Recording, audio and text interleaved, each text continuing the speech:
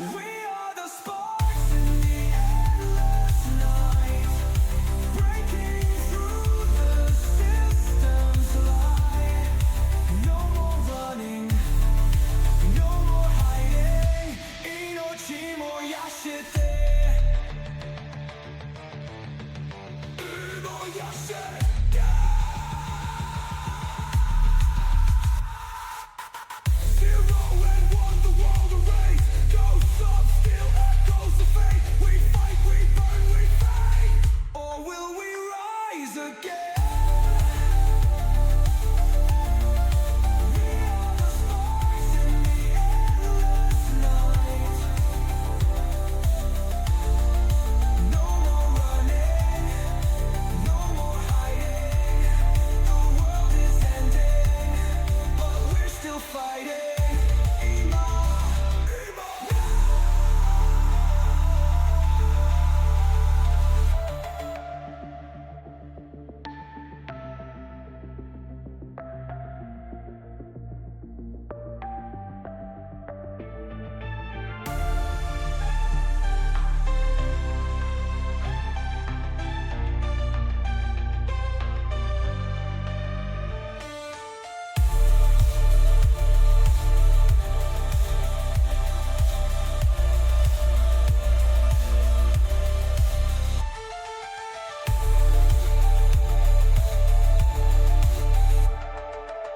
Zero and one, the world erased. Ghosts of steel, echoes of fate. We fight, we burn, we fade.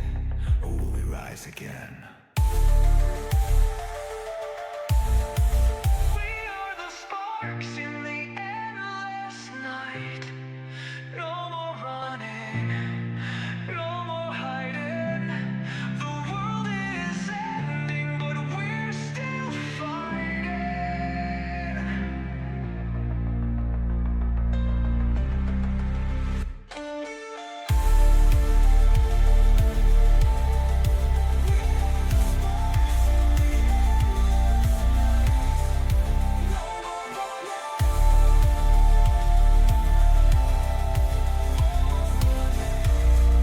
But we're still fighting.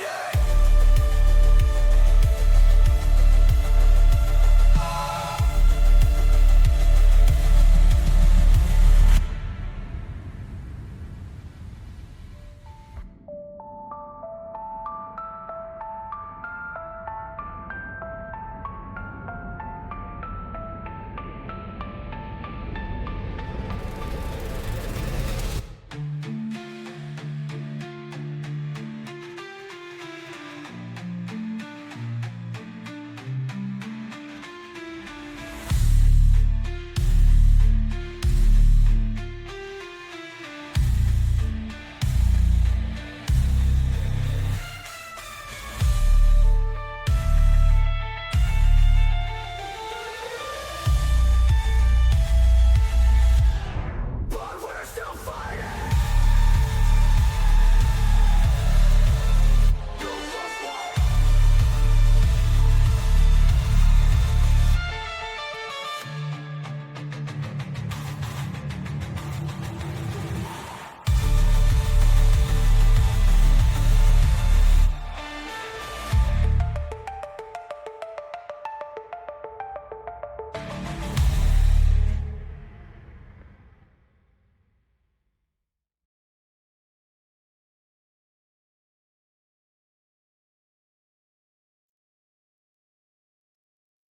All right. Welcome in. How's it going? Hopefully I'm not too loud. There you go. I think that should be better. Maybe. It's hard to tell. Okay, yeah, that seems good. That seems good. All right. How's it going? All right, sorry. Here we go. Start up the background music. Hell yeah. All right. Let's do this. Let's do this, guys. All right. So, where were we? Let's see. Last time, last stream, last episode, we went into Sector Omega, right? We went into Sector Omega. We went into a little area that had a stasis chamber in it. We disabled the trap carefully that probably would have destroyed said stasis chamber, but you know, we thought ahead. We were like, hey, maybe this might be trapped, so we disabled it. And inside said stasis chamber or cryogenic chamber, yeah, the cryogenic chamber, we found someone named Kira.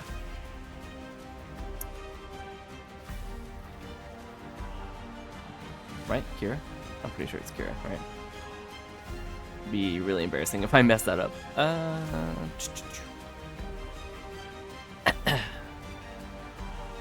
yeah, I can just go over here, right? Yes, Kira Aurelian, which has the same name as Calypsy Aurelian. K Aurelian. K Aurelian was the person we were looking for in Sector Omega to begin with. Skeleton crew at work, even had some come in, vacation.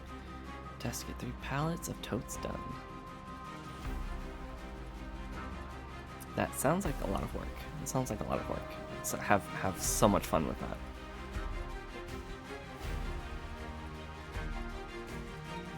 But yeah, okay, so yeah, Sector Omega, we were looking for Rhaegor. Alright, we were looking for Rhaegor. Guess what? We didn't find Rhaegor. He is not in Sector Omega anymore. But we did find out several things. And I will fully admit that last stream, Kira had told us several things that I did not fully comprehend at the time. But I looked through it again. I did a little bit of more research, okay? And I started to put together a picture of what she was actually trying to tell me, because I didn't understand it before, but I understand it now. At least I feel like I get a better picture of the scope of what happened. Okay, so we've got Project Rift here. Okay, now Project Rift is oh man. This is only going to be difficult for me to explain, just because I'm not very good at explaining things sometimes, but I'll try my best. Let's see. Oh, this is Aurelian, right? Yeah, Project Rift. Project Rift, we found out that Rhaegor himself personally funded Project Rift, which was, it is a really big deal. Considering that he was a key factor in Project Rift, puts him in a really bad light. Let's say that much, makes him not look so good. What is Project Rift? It is the reality interface field technology. Okay, it is the interdimensional interface technology to manipulate reality at both genetic and quantum levels. Experimentation on biological subjects to enhance adaptability through the rift synchronization. Now, this is the part that I didn't understand last week. Kira was telling us how there was synchronization trials. That was basically these subjects that went through these synchronization trials inside of Sector Omega. Spine was attempting to help subjects with hybrid issues, which I think that was really a cover-up, honestly. Would use the Rift engine to attempt this.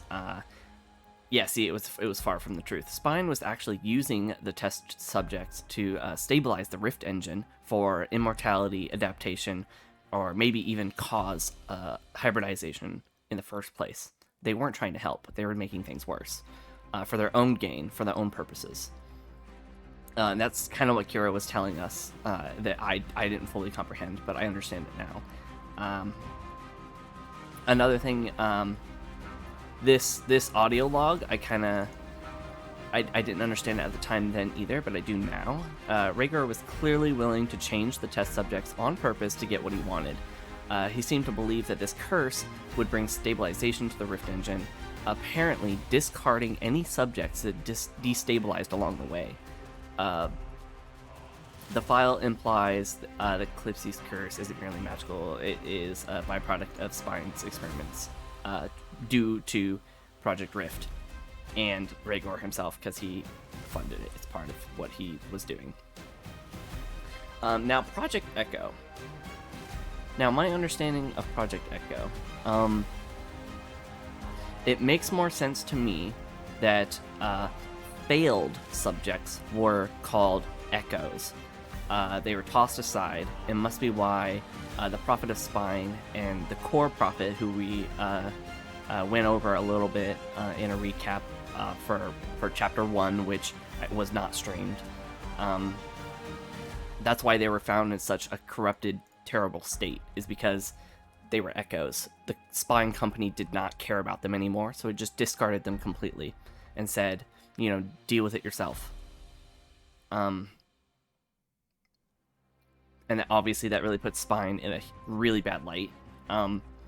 We already knew they were pretty bad as it was, but this just makes them seem all the more worse. There are references to echo fragments. I remember that echo fragments were mentioned before, but I didn't put it together. Pieces of corrupted consciousness scattered throughout different hidden facilities. Some of the fragments are dormant, while others might be actively influencing corrupted regions, much like the Prophet. I'm guessing all of these echo fragments are these discarded test subjects that didn't work well enough with the Rift engine that Spine was satisfied with, and they discarded these echoes and they said, goodbye, we don't want to deal with you anymore. You're on your own.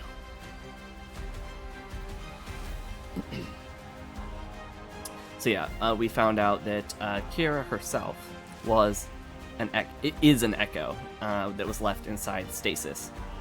They were probably never going to release her. They told her to get in there. They said that they would help her later, and then they just abandoned her completely. So she's got a major thing against Spine right now, and probably Rhaegor also, seeing as she probably had some kind of hands-on, or not hands-on, but she had close encounter with Rhaegor, more than likely, being the main funder of this whole operation, basically. Yeah, and here, Echo Prime. This is also something that really is really scary. It's something that I did not realize also before. I think I fully understand Project Echo Prime now. In this section here, it says Echo must not fragment further. If destabilization reaches critical threshold, containment will be data corrupted. We don't know what that says. But in this, what I've put together is in this section, it almost seems like an echo, or the destabilized subject, of the Rift program got a little too out of hand. So they were testing on a subject, they destabilized too far and had an issue. And then we had this experimental log right here. We thought we could interrogate Echo into the Spine framework, make it adaptable, recursive, but it's not bound by logic anymore. It speaks in echoes of itself, layering over time like memories that shouldn't exist. We're losing control. The longer it remains unstable, the stronger the distortions become. So my understanding of this log is the Echo Prime subject must be the one affected by the Rift that is now completely unstable and able to rewrite memories and maybe even time itself.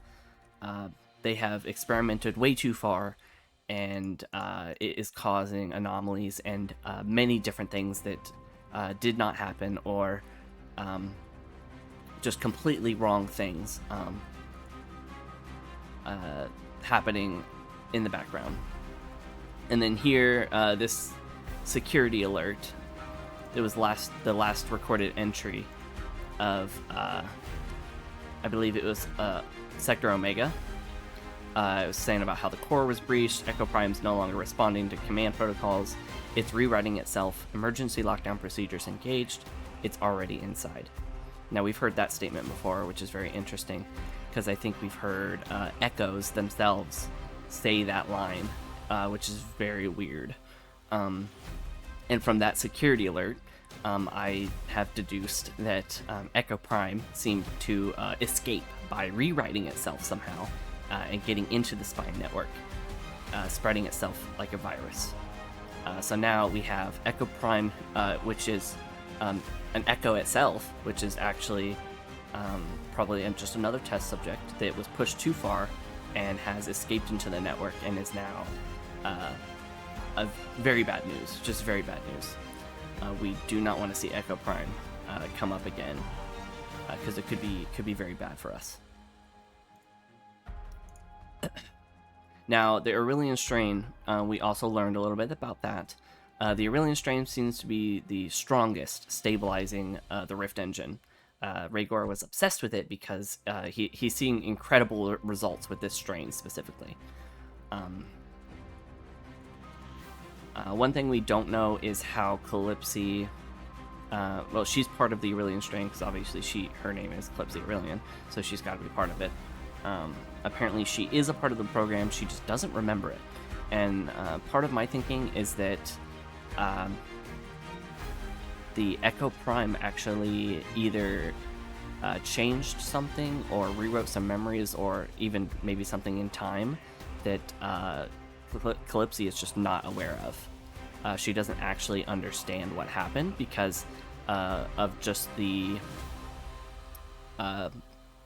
Echo Prime's influence on the timeline and just how events unfolded. Echo Prime might be able to change things in time, memories and such, but it might not be like a stable thing. That might be a little loud. I don't know how loud that is. But no, yeah, so Echo Prime might be a little bit stronger than we think, and it's rewriting things that doesn't make a lot of sense to even the characters themselves.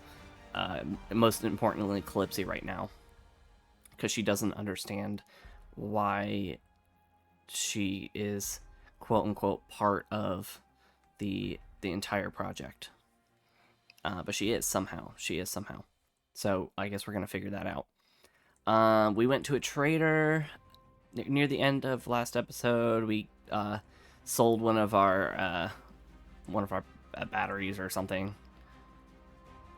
And then we bought a couple of things, couple of weapons. I kitted out Kira, give her some special gear that would help influence her or affect her powers a little bit more.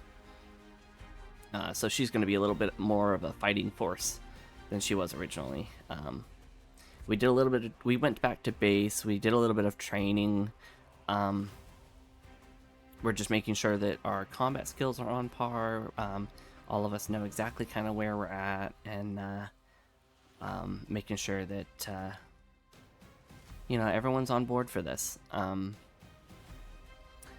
Obviously, we have a big problem coming up, and it's Rosia's father, Rhaegar.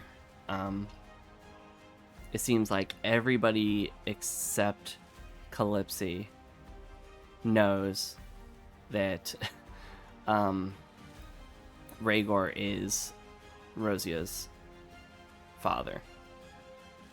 Calypsy is the only one in the dark on this. And it's only a matter of time that she either figures it out or Rosia does something to flip the script, because she obviously doesn't want her father to die. She wasn't exactly close, but it's still her father, doesn't want him to die just because it's family, but she's having doubts also because he's doing all these terrible things, even way worse than she knew about. Growing up, she obviously knew her father was into some shady deals, doing some stuff he shouldn't be doing. But this is on a whole nother level for her. She's like, I can't believe my father would do something like this. This is way out of the scope of what I thought he was capable of. So it's very hard on her to make any kind of decision on this. But I guess we're gonna have to decide if Rosia actually switches sides to protect her father, or if we can take him out, or maybe save him. I am not sure what we would even want to do, but that's for us to decide. We found out where he is. We found out he's in a, I'm assuming another spine facility. The mall. He's in the mall. And it's M-A-W, not mall, like like the shopping mall. But yeah, so he's in the mall.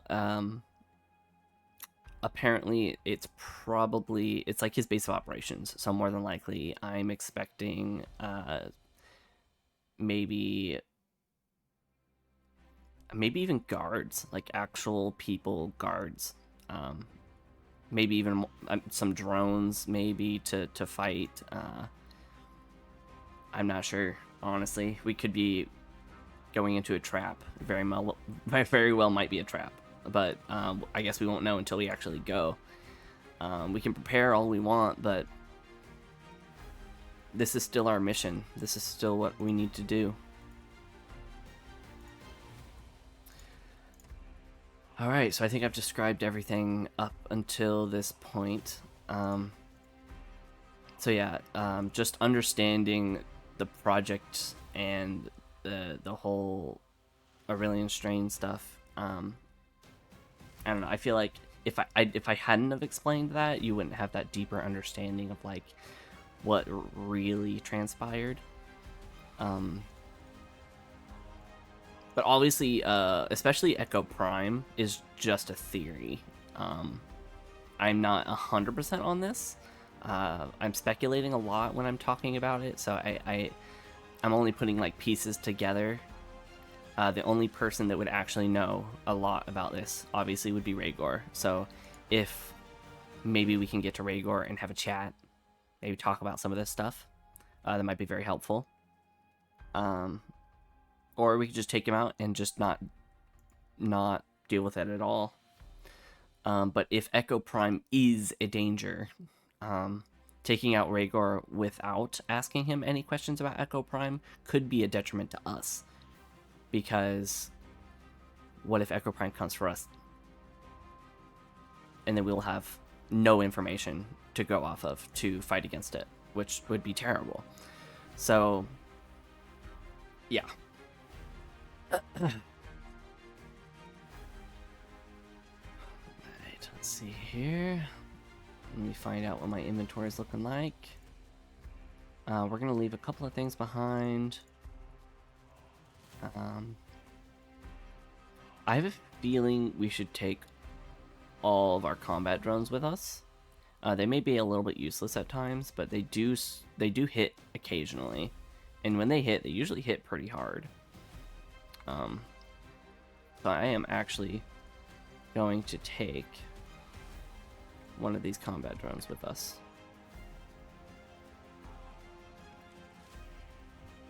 So we have a scout drone, the combat drone, and then we have Kira Aurelian with all her experimental stuff. And I guess we'll just go scout it out. See, maybe we should do this, gather last minute intel, just to make sure we fully understand what we're going into. But yeah, let's go. Let's do this.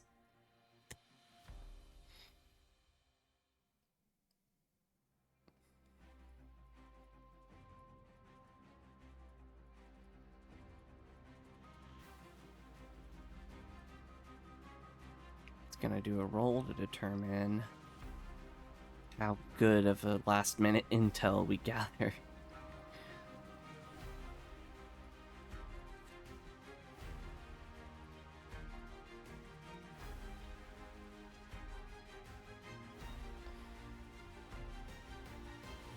Ooh, it's analyzing hard.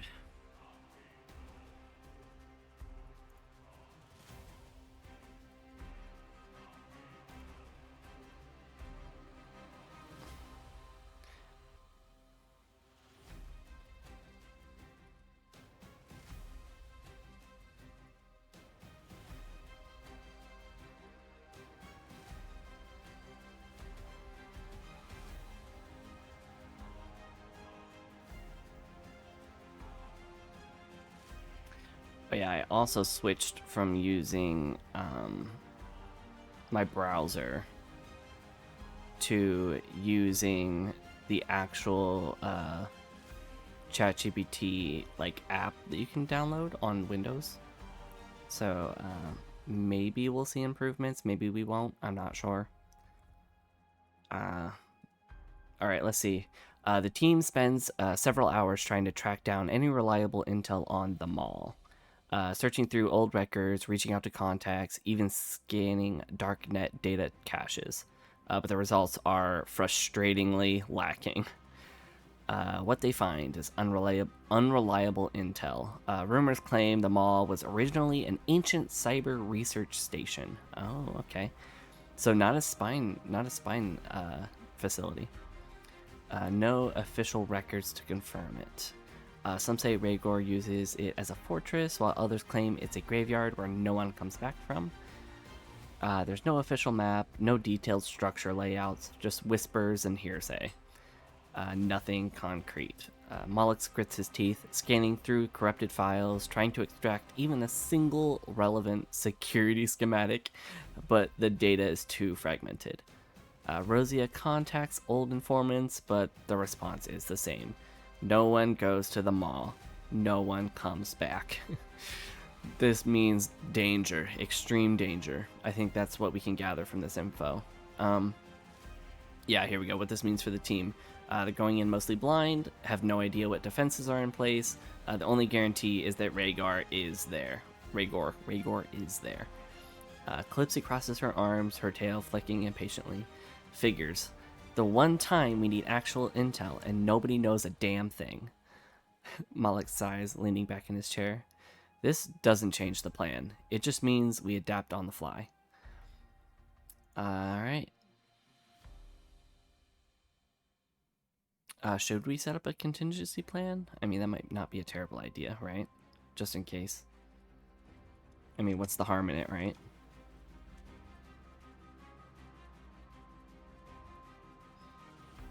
I mean, it's good to prepare for the worst, right? Because we know this is going to be extremely dangerous. This could be like a huge battle that we're just not going to be prepared for. So, well, we're obviously not prepared because we literally just got zero information from our contacts and data. So, yeah, we need at least a little bit of a backup plan.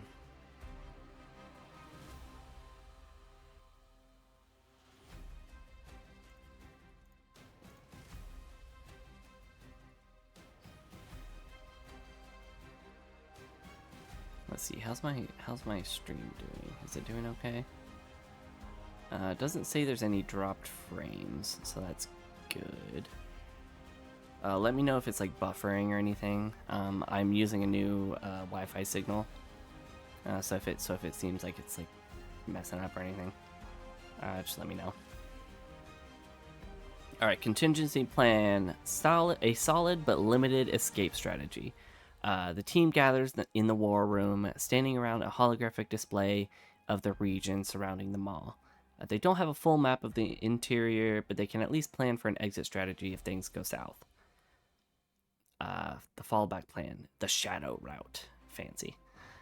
Primary extraction point, the team will park their vehicle at a safe distance outside the mall. If things go bad, they can retreat to that location. The backup route is if the primary exit is compromised, Rosia will use shadow manipulation to create a stealth pathway out of the fortress. See, I don't know if she can actually do that. I mean, she was able to stand on her shadow stuff before. I mean, she could definitely stealth her way out easily, out of pretty much any scenario, just using her power alone, but it wouldn't help the rest of the team. Emergency beacon, Moloch rigs up a silent distress signal, broadcasting to their base in case of an absolute failure. It's low tech, meaning Spine won't easily track it. Okay, that's pretty cool. Diversion protocol. If they need to buy time, Calypso can command the drones to stay behind and create chaos while the team escapes. That's kind of, yeah, I understand that. Unless the drones go down first, which, you know, their track record has not been the best, so I would not be surprised if they do not do very well.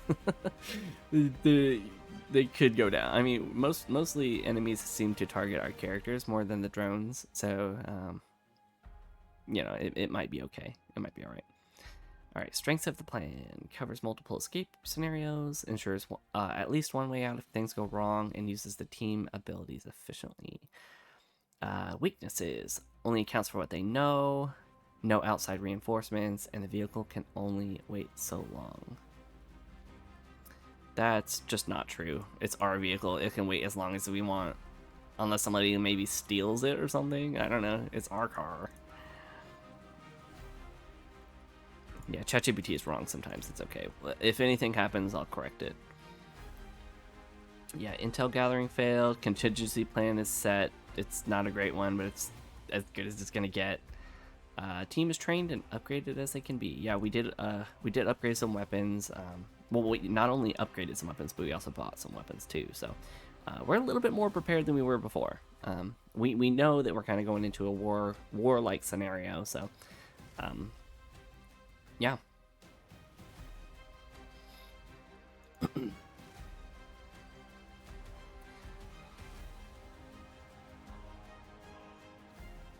Alright, I think we should just depart immediately. I think we should just head out. We've got a plan. We know kind of what we're doing. We have a general idea.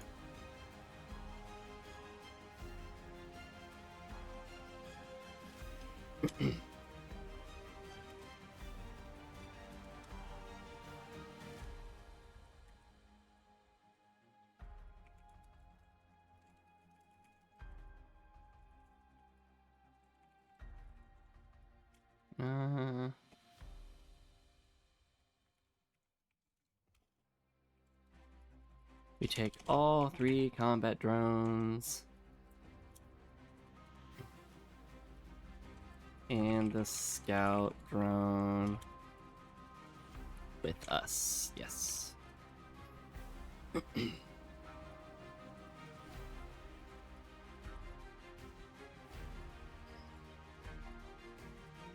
Let's see. What is this high-grade energy cell? Defense systems, weapon enhancements. Okay. I'm gonna leave that behind at the base. We don't need to be carrying that with us right now. Prototype energy cell, is that... Yeah, potential upgrades still. We gotta start actually using these things. 'Cause, I mean, we have them, we just never use them. Maybe next time I'll make sure I use all of them. Make sure we upgrade everything properly. Let's see here. Yeah, I think that's pretty good. Alright, let's do it. We're gonna depart.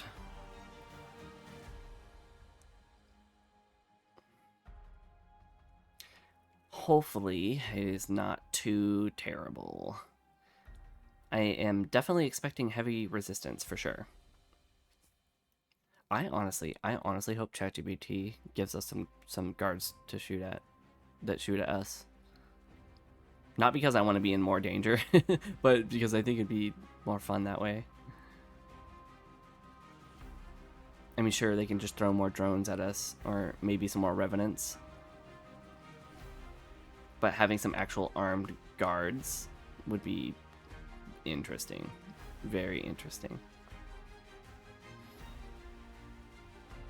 It'd be I think it would be like the most difficult combat we would have so far. Departure into the maw. Alright. The base hums softly, the sound of machinery and low energy systems running as the team gathers their final gear. This is it. No more planning, no more waiting.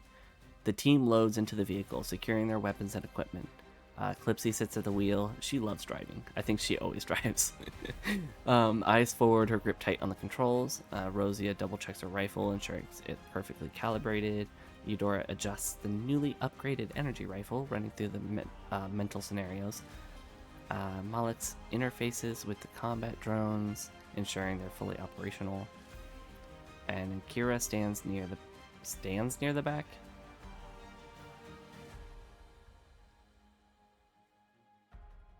Yeah, well, no, Rhaegar is not an Echo. That's the thing. He's just the guy that funded the whole scenario. Like Project Rift, he was the guy that funded Project Rift entirely. And I know it's weird to spell it. It's Rhaeagor. I get confused on it every single time I try to type it out. But yeah, Rhaegar.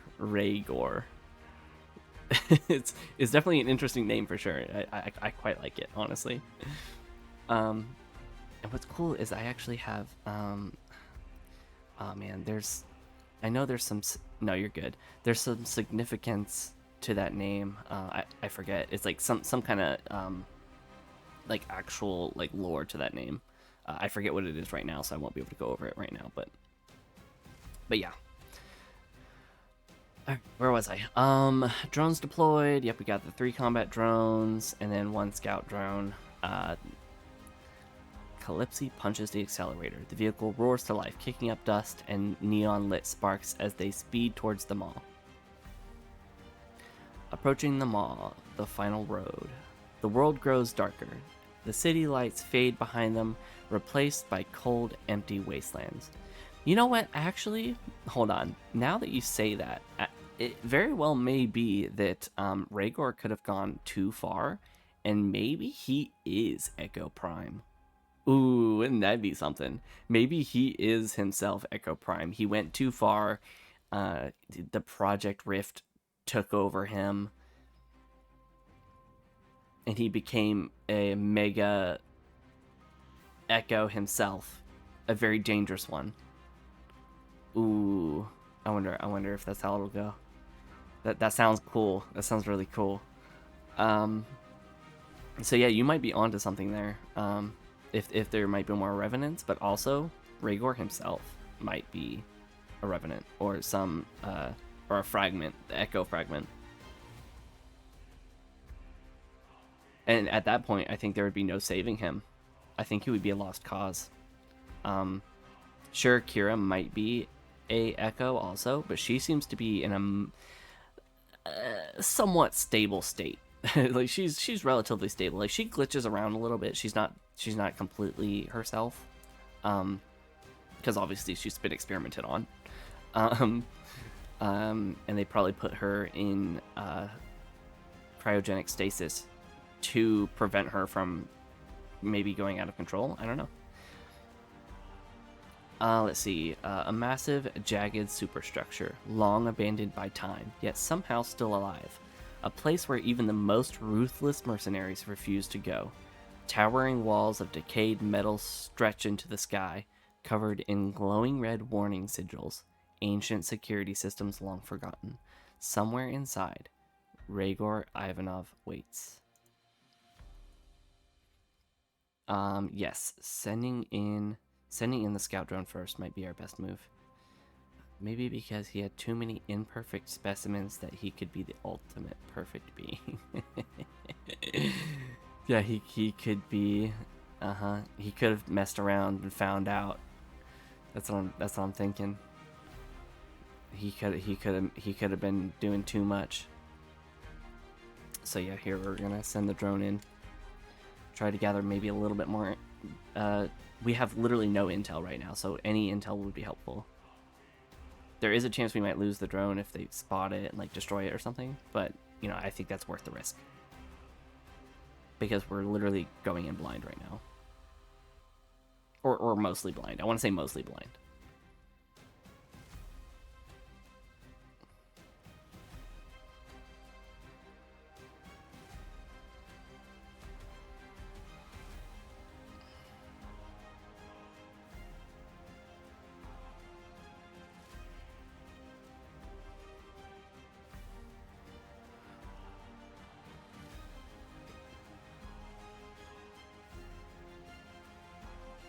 Yeah, it is seeming to take a little bit longer. I would change internet connections right now, but that would probably mess the stream up. I don't think I should do that right now. Well, I don't know if it's the internet causing the problem or if it's just maybe ChatGPT just taking a little bit of time to actually write stuff out.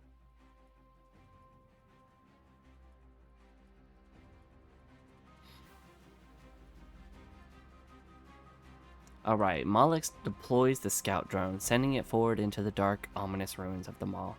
Its small, silent frame glides effortlessly through the air, scanning with infrared, sonar, and motion sensors. The team watches the live feed on Malix's SyncCore display. At first, the scan seems to work perfectly. It picks up the general structure of the mall, showing the main entrance, which is heavily fortified, two side access tunnels, smaller but unknown security, and upper levels, which is potential infiltration point. But then something goes wrong. Without warning, the screen glitches. The drone starts lagging, its camera feed distorting with static. A strange digital corruption runs through Malix's display, or across Malix's display. Shit, Malix mutters, furiously working to override it. The drone continuously flying forward, but then its feed cuts out entirely. Gone. Signal lost. Malix grits his teeth. Something inside the mall just hijacked the signal. We're blind. The drone is lost. It might still be operational, but they can't contact it. They have no idea what took control of it. Could be Spine, Rhaegor, or something else entirely. Their approach is riskier now. They can either go in blind or adjust tactics. Calypsy taps the steering wheel, annoyed. Great. That's not unsettling at all. Rosia folds her arms. We still saw some entrances. We could pick one and we move. Right.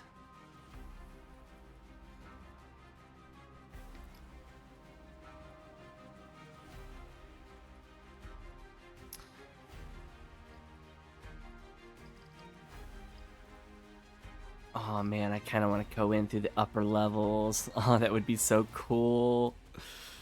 Oh, but it's difficult. We would have to get a good roll. We can just stroll in through the main entrance. I mean, we are a combat force to be reckoned with. We've taken out a lot.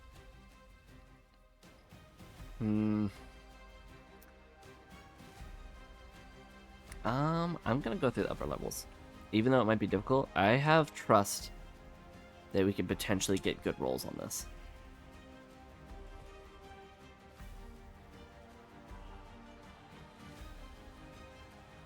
Come on, good rolls, come on. Give me something good, give me something good.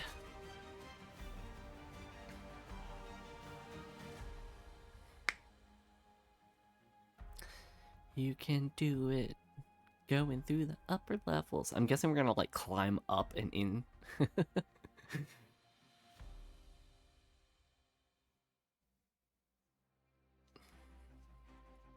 We definitely could have gone through the side entrance. Like, even though it was unknown, it's definitely more sneaky that way. But I didn't want to risk it. I knew that going the upper levels would still be dangerous, but it would be an unexpected way for us to go in. I feel like we would get not only a better vantage point, but also a surprise factor that they wouldn't know that we were coming in from that direction. Let's see. The team moves toward the far side of the mall, avoiding the main entrance and side tunnels. Their target, an upper level breach point, damaged metal plating, and exposed infrastructure from an old collapse. If they can scale the structure, they might be able to slip in undetected. Rosia leads the way, using her shadow manipulation to create footholds along the metallic surface. That's perfect. That's exactly how she should be using her power. That's amazing. Malix moves second, his SyncCore scanning for loose panels or unstable handholds. Clipsy follows, her claws gripping into the rusted framework for support. Eudora takes careful steps, using her bio magic to reinforce any fragile points. That's pretty clever. Kira climbs last, using Rift Enhanced Speed to move quickly but precisely. I don't know how that works. I wonder how, like, is she just like glitching up there a little bit? Or she's just unnaturally fast just because she like glitches and uses like, I don't know, she affects time in a weird way. The climb is slow and methodical. There are moments of difficulty. Loose metal platings rattle beneath their weight. The wind howls through the open superstructure, and the mall feels like it's watching them. But no alarms trigger. They reach the upper access point, a half-collapsed corridor leading deeper into the fortress. Inside the mall, they step carefully, weapons drawn, silence pressing in around them. The walls are cold, covered in ancient flickering displays. Strange red sigils pulse on the metal, some kind of hybrid tech magic corruption. Then Mollux's Syncor picks up something. A faint signal. The scout drone. It's still active, somewhere deeper inside, but it's moving. And it's not moving on its own. Oh yeah, our scout drone definitely got hacked. I feel like if we follow the scout drone now, we're gonna be led directly into a trap. I feel like it wanted us to know that it has the drone.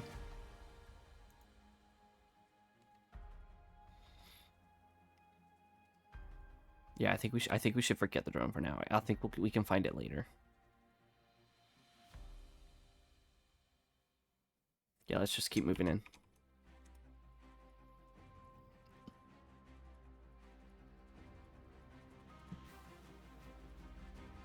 Yeah, I'm not gonna. We're walking in, and it still could definitely be a trap. But you know, following a signal that they're letting us see,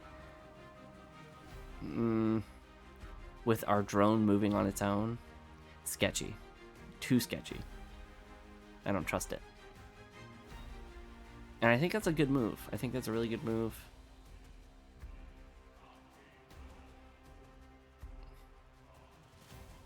Like I said, we can find out who's hacking it. Or where it's going.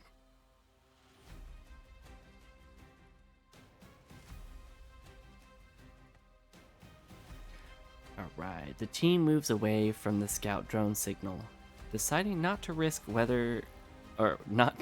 deciding not to risk whatever might be controlling it. Yeah, see exactly what I said.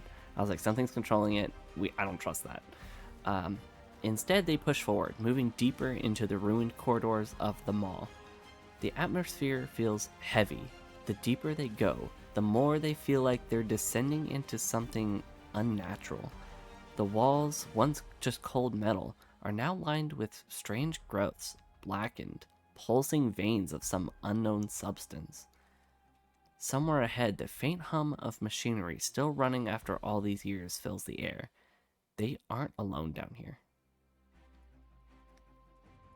The path splits into two routes. Left is a long, narrow hallway lined with security cameras.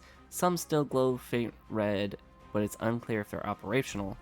Or the right path, which is a wide open processing chamber filled with old cybernetic machinery, rusted conveyor belts, and abandoned terminals.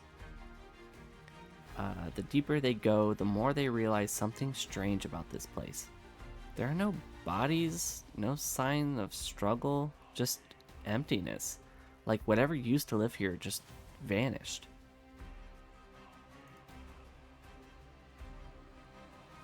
I'm gonna have Eudora do an investigation check on the pulsing veins. Let's see.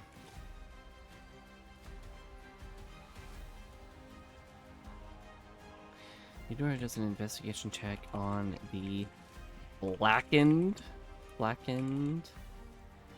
pulsing veins. Because we don't know what that is, and I kind of want to find out what it is before we actually decide which path we want to go down.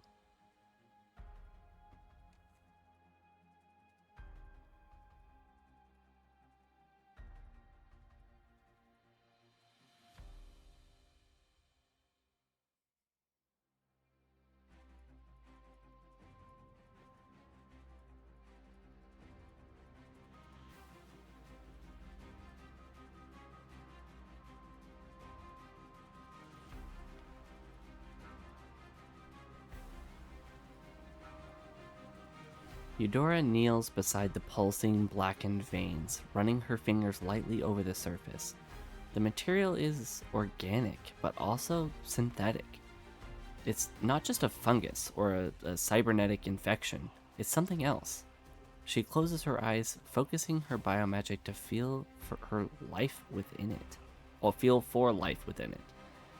Her expression darkens. What does she find? What does she find? The substance is alive, but not in a way that makes sense. It has no distinct biological markers, meaning it wasn't grown naturally. It reacts faintly to energy sources, meaning it's feeding off of something inside the maw. It's spreading, slowly but surely, as if reclaiming the facility. It's not just growth, it's communication. Something or someone is connected to it. Oh, this does not bode well for Rhaegar. This does not bode well for Rhaegar. How much you want to bet that he's at the center of this? Oh my god. Okay. She pulls her hands back quickly, standing up. Her voice is quiet but firm. This isn't just some infestation. It's part of the structure now. She glances at the others, concern flickering in her eyes. And I think it knows we're here. The veins pulse slightly as if responding to her words. A low, barely audible humming sound begins to fill the corridor like something waking up.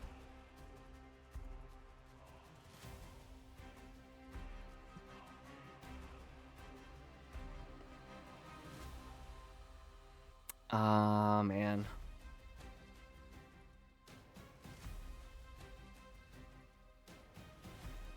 I think we're just... I mean, I think it doesn't matter if we're detected at this point. I think it already knows that we're here.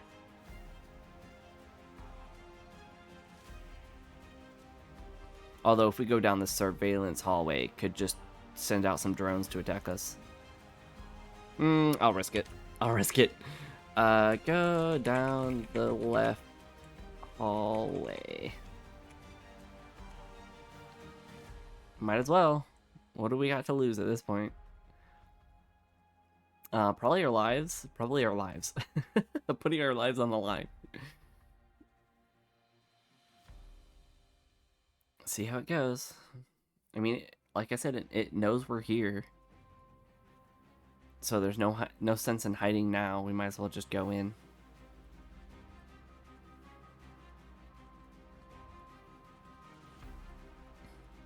I mean, we definitely still could have stealthed it, but, you know, I feel like we're about to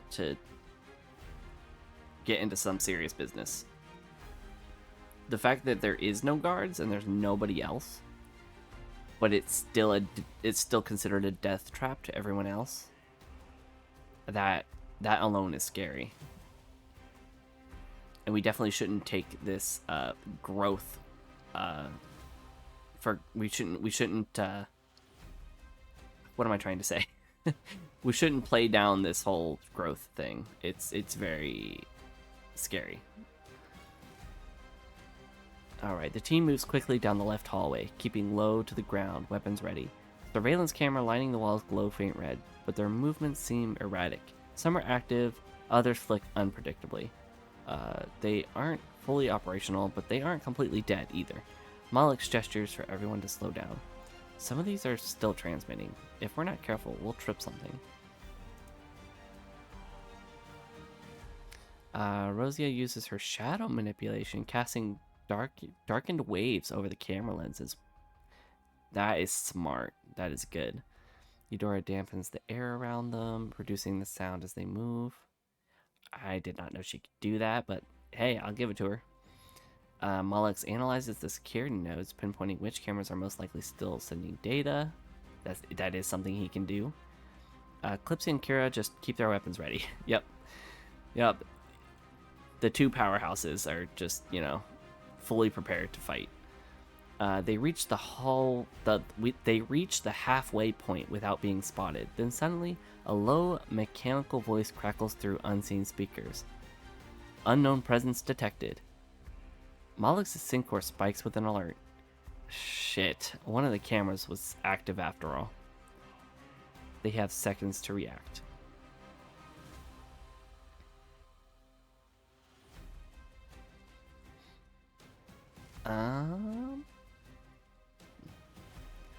We don't even know if it's actually going to do anything.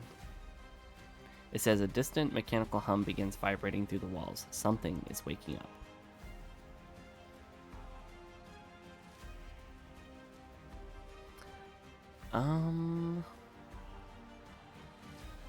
We could definitely try to hack the security system. I mean, Molex is pretty good at that. I'll give it a shot. I mean, he's hacked plenty of things before, and it usually gets a good result, so... definitely give it a shot. Just hopefully we get a good roll here.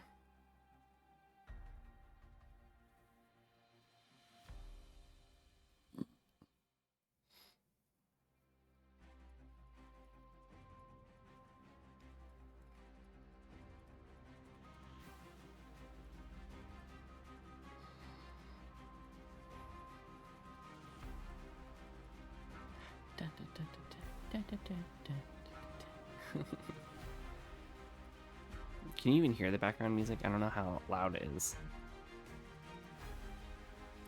When I watched the stream back last time, it was not very loud. Like, I could barely even hear it. Molex immediately kneels, pulling up his wrist interface, fingers moving rapidly over his Syncor's command functions. The cameras flicker, their red glow pulsing erratically as he tries to override the security subroutines. The system is old, fractured, but still running. He's able to loop several of the camera feeds, preventing them from escalating further. You can hear it faintly? Okay. As long as it's not, like, one, too loud, which is, like, annoying in a way, or two, not loud enough where you can't hear it at all. Alright. Let's see. One of them, the one that detected them first, is still sending data. Molex grits his teeth. Most of them... I got most of them, but something already saw us. The distant humming sound grows louder. A voice, distorted and synthetic, echoes through the hall. Observation confirmed. Response unit deployed. The walls vibrate slightly, as if something heavy has just been activated deeper within the facility. Oh no. Boss battle drone. They avoided an immediate alarm, but something has been deployed. They don't know if it's mechanical, organic, or something else. They need to move now. We do need to move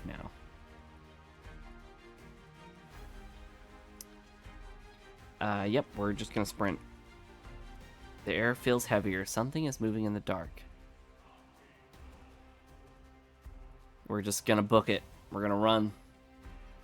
We lessened the security a little bit, but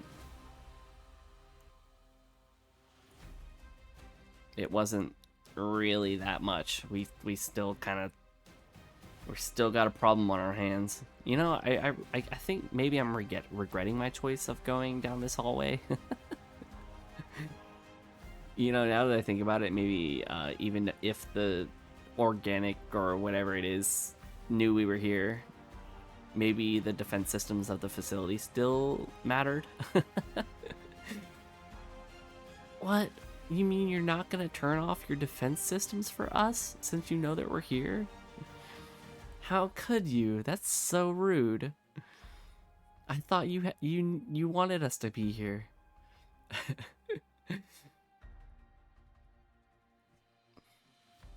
Oh, something went wrong.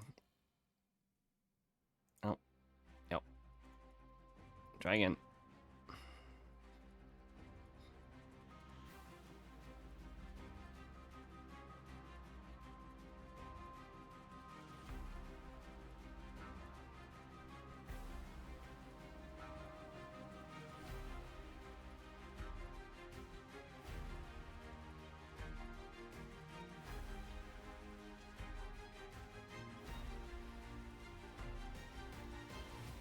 The team doesn't hesitate. Mollix shuts his interface, turning on his heel. Move! Calypsy is already ahead, sprinting at full speed, her claws scraping against the metal floor as she pushes forward. Rosia melts into the shadows, using the dim lighting to move undetected. She gets a little speed boost for that. Eudora keeps pace, her biomagic dampening the sounds of her footsteps. I don't think she can really do that. But you know what? I'll let her get away with it. I mean, dampening her footsteps. What is that gonna do? Kira phases slightly with the rift, making her movement almost seamless. Yeah, she's like glitching down this hallway. She's just zipping around, very chaotic manner. Mollix is last, trying to keep up as he monitors the system for whatever is coming. Yeah. He doesn't have any special like speed boosts or anything. He's just a techie. He doesn't run very fast. The humming sound grows into a deep mechanical growl. Behind them, the walls shift, and something detaches itself from the structure. A hulking, cybernetic construct, covered in the same blackened veins Eudora examined earlier, drops down onto the floor. Its head snaps towards them, eyes glowing red. It moves fast, faster than anything that big should be able to. And it starts running. It's running down this hallway, right towards us. The hallway ends ahead, a reinforced doorway leading deeper into the mall. The door is partially open, but it might take a second to squeeze through. Behind them, the pursuer is gaining. They have seconds. I just imagine this like partially covered in like black veins, or covered in black veins. This giant drone like behemoth, just full on booking it down this hallway, just straight at us. And we're just sitting here running for our fucking lives. And they're like, oh, look, the doorway is slightly ajar, but we're not going to be able to get through in time. Let's see. What can we do? What can we do? When I hear Kira glitching, it reminds me of Vanellope from Wreck-It Ralph. Does the exact same thing. I cannot exactly remember. Oh man, I know kind of what you're talking about, but I don't know. It's not forming in my head, but I get what you're saying. Let's see. What should I do here? It says that I can use Rosia's shadow powers to delay the pursuer. Maybe I might be able to trip it somehow. Like send a wave of. She's a glitch in her. Oh yes, okay. Yeah. I remember now. Okay, I know what you're talking about. Yep. So yeah, Akira is definitely a very interesting character. she's not really part of this reality anymore. She's been stretched too thin, I guess you could say. And she has unnatural speed because of it, which is kind of cool. It's kind of cool in that aspect. It could potentially lead her to complete destabilization, though, which might be bad for us. I think I'm gonna try to use Rosia's shadow power to trip the what they're calling the pursuer, or what is it? Just a cybernetic construct? They're not even gonna give it a name. I guess we don't really know what it is. It says the creature roars, the sound inhuman, mechanical, and monstrous all at once. Yikes. Yikes.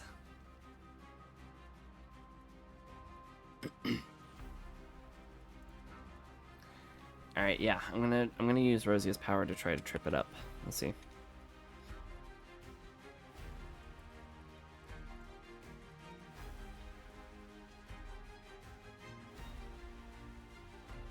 Attempting to use her shadow.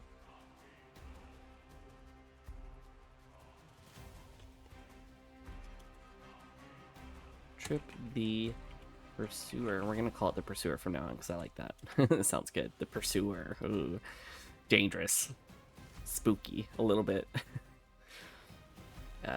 Trip the Pursuer. Yeah, that's ChatGPT will get that, I think.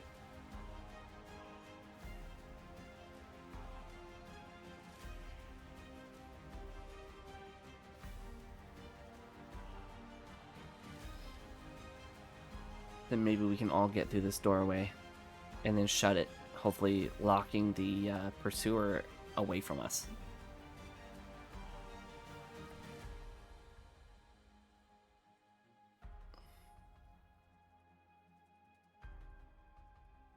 I think it's the best option we have, so. I mean, we definitely could have just burst open the door, but then the Pursuer definitely could have just come through the door after us. We definitely would have been in an encounter then. Rosia grits her teeth, skidding to a halt just before reaching the doorway. She throws both hands forward, calling her shadow manipulation, the darkness stretching and twisting along the floor beneath the monstrous Pursuer. The shadows lash upward like tendrils, wrapping around its massive legs. The creature stumbles, hard. It crashes forward, slamming into the ground with an earth-shaking impact, metal scraping against metal as it struggles to regain its footing.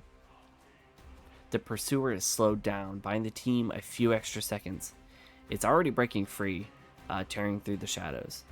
Rosia is slightly behind the group now, having stopped to cast the trap. Yeah, that's okay because she can slither up.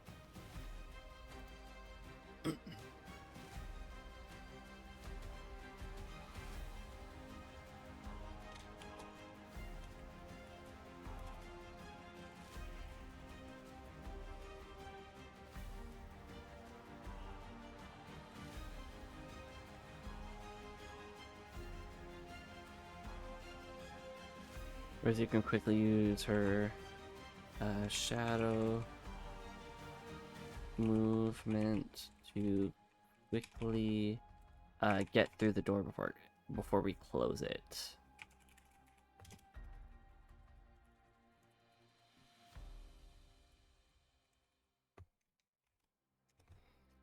Yeah, so we're gonna try to get everyone through the door as quickly as possible. We don't have a lot of time, but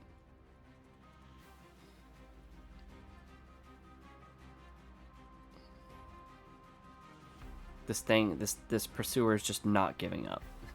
It wants us bad, which is not good. It is not very good. We can definitely fight it, but you know, I probably not want to fight it right now. It sounds extremely painful. Sounds like something that could hurt a lot.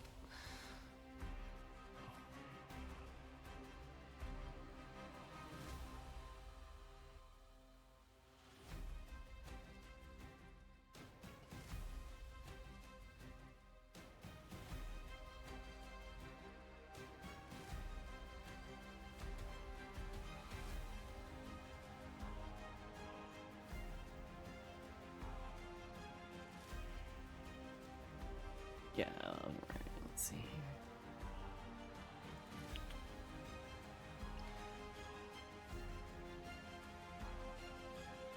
Come on, load a little bit more. There we go. Alright. Calypsy reaches the door first, gripping the edges and pulling it open wider.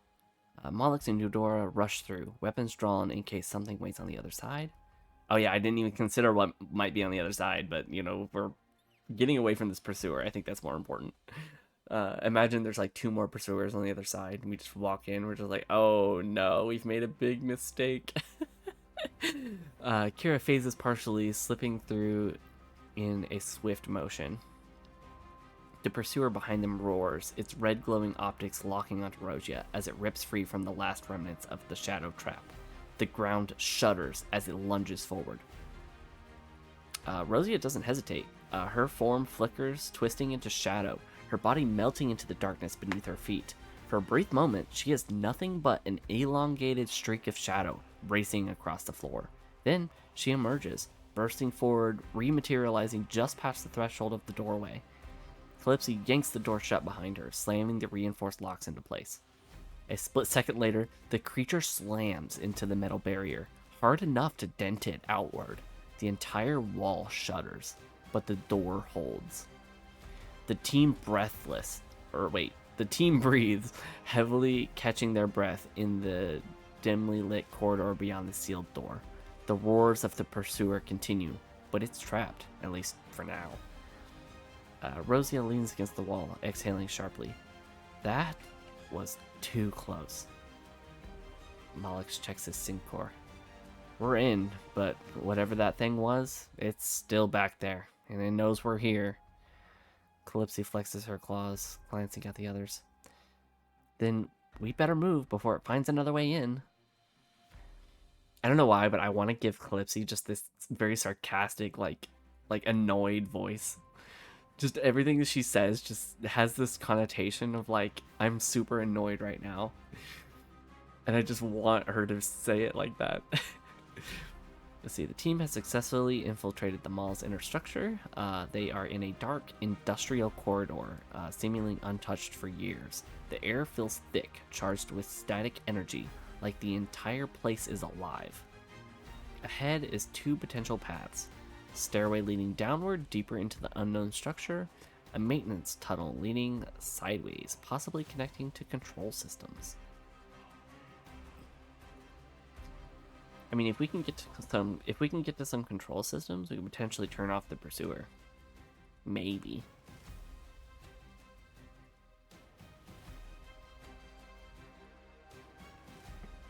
Try to lock down the door further. I mean, we could just go to the maintenance tunnel and try to turn off the pursuer completely. I think it would be better to use a hacking skill more than a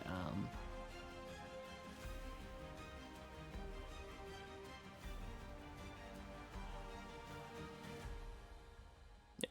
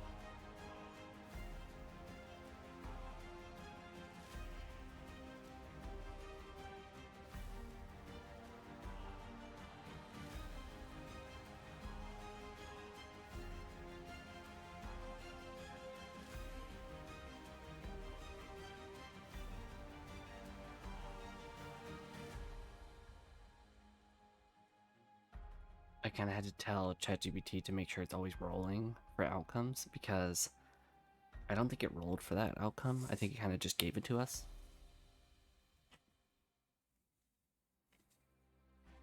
I don't know if Rosia could have failed.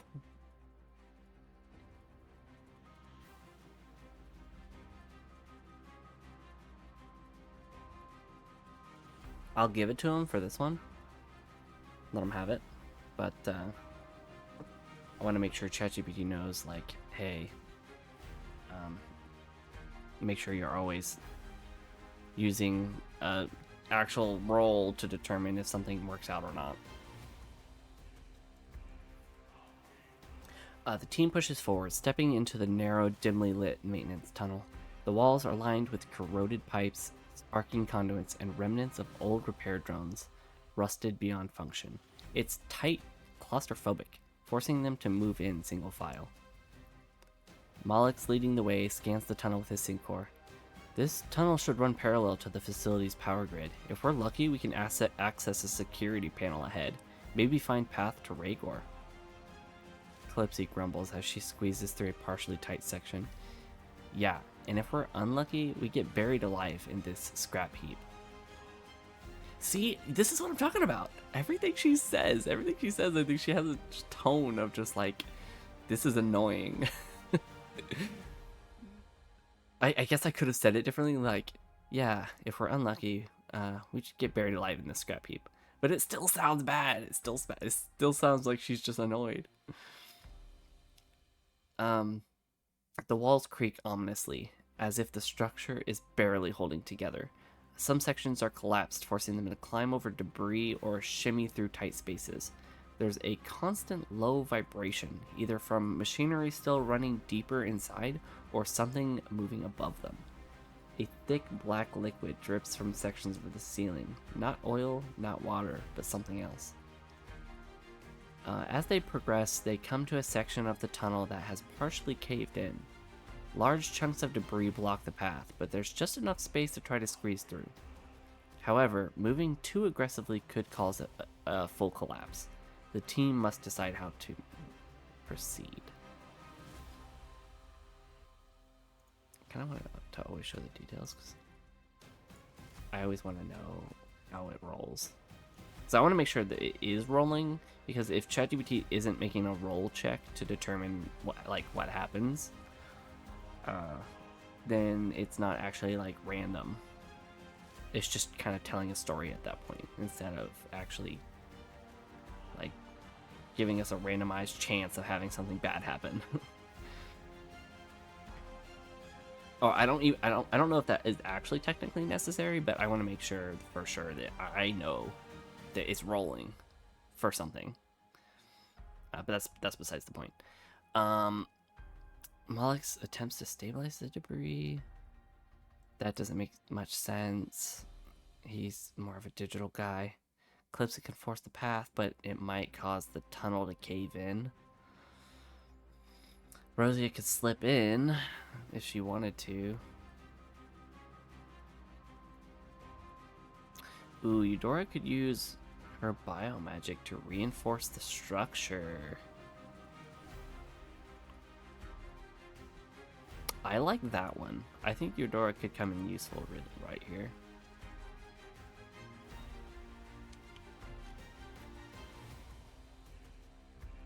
I think that's probably our best move. She doesn't use her biomagic that much.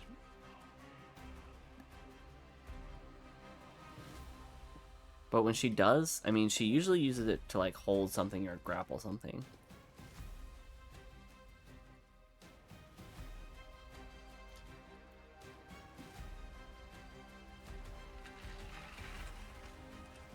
I do remember she has used it before as an attack. She has attacked something with it before. But it's a very rare thing that she does. She's mostly just a healer anyways. She shouldn't really be in many positions to actually throw an attack, because she should be, somewhat safe to heal other party members and support them. She's like a support character.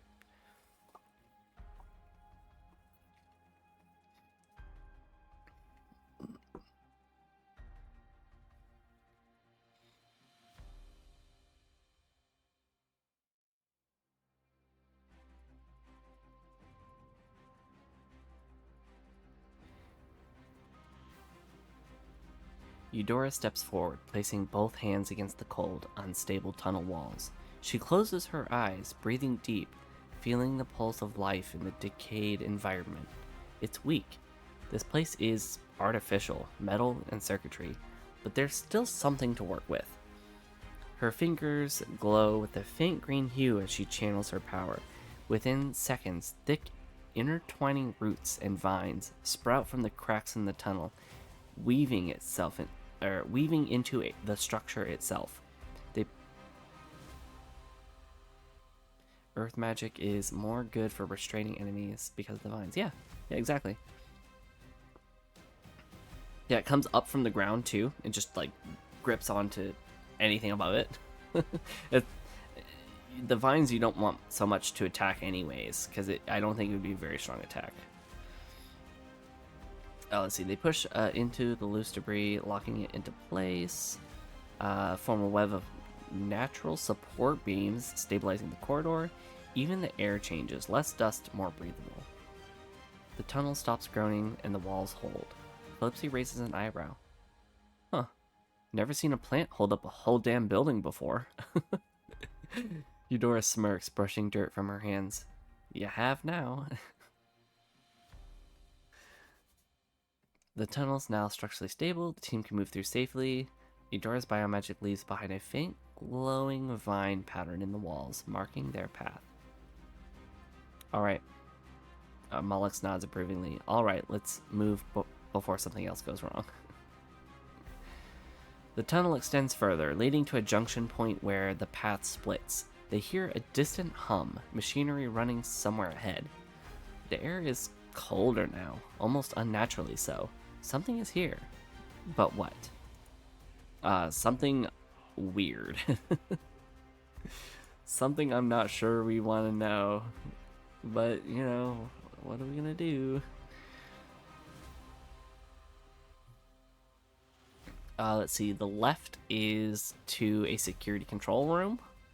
The right is to an active machinery sector. Okay, I don't think that's 100% relevant right now. Or we could just go forward, which is deeper into the unknown.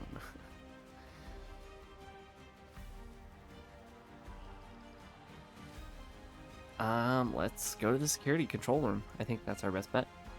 Try to hack into the systems.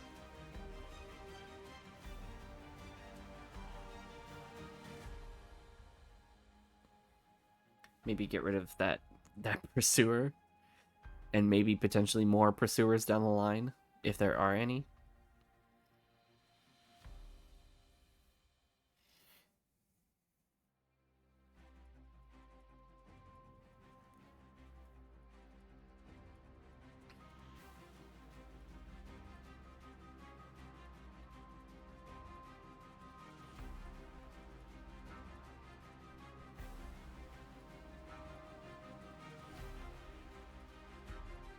The team moves cautiously, stepping through the reinforced doorway leading to the security control room. The hallway is eerily silent, the only sound being the faint hum of old surveillance systems struggling to stay online. Mollix scans the area, sync core flickering. I'm picking up faint power readings ahead. The room should still be active. Rosia leans forward, peering into the dimly lit entrance. Let's just hope no one else is in here. Uh-oh. The moment they step inside, a piercing red light flashes across the room. The security alarm triggers, sending a shrill electronic pulse through the facility. A robotic voice cracks to life. Unauthorized access detected. Deploying response protocol. Mollix curses under his breath. Shit, it's a pre-recorded lockdown. This room was bait. Calypsy spins around, gripping her energy blade. We just walked into a trap. Alright, see, now this I knew was coming. I knew eventually there was going to be some kind of trap in this facility. So I'm not surprised. I just didn't know when it was going to happen. The walls shift, hidden compartments hissing open as two humanoid defense units step out. They are sleek, black-plated androids with glowing red sensors where eyes should be. Their arms shift, reshaping into plasma rifles. This is it. This is where we're getting to. All right. Now instead of actually like human armed guards, we're dealing with some cybernetic, like humanoid drones. Now that is insane. And they actually have plasma rifles this time. Their movements are unnervingly precise. Like, they're not just programmed, but learning. One of them locks onto the team, raising its weapon. Hostiles identified. Engaging. Ay, ay, ay. Let's roll for initiative.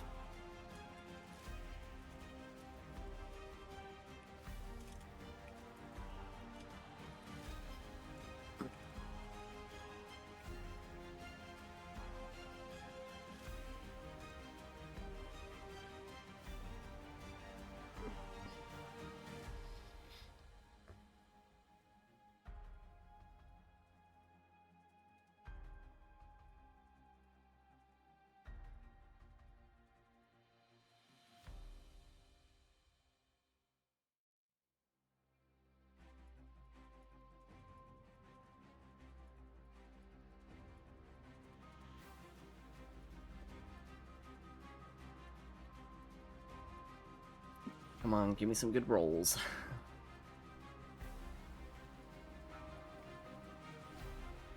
Did it say how many of those drones we were about to fight? I don't think it specified. It was either one or two. It sounds like more of an advanced drone though. Okay, they're called security defense units. And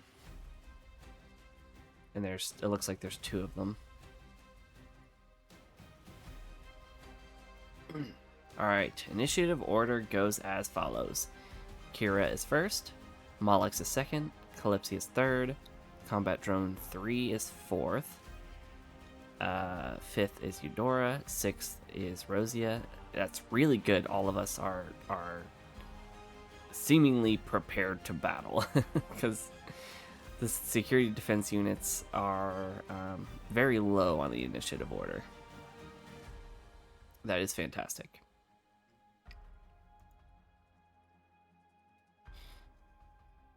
I guess we could see how Kira does in a fight. I think she's gonna Rift Dash up to them and attack. We're gonna go after Security Defense Unit 1 because I'm assuming its initiative order being higher means roughly that it notices us sooner than the other one, or maybe it's closer to us. Just my own interpretation.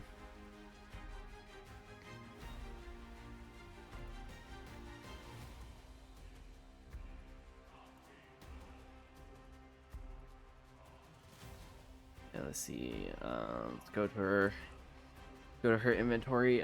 She has the experimental rift blade she could use. Yeah. I'm assuming it is very dangerous. Or she could use the energy claw gauntlets, but they're not equipped right now.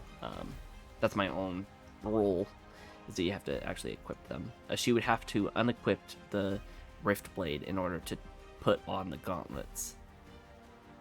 She also has her rift suit that helps her.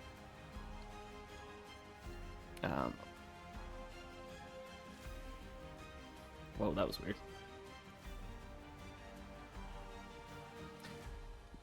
Alright, yeah.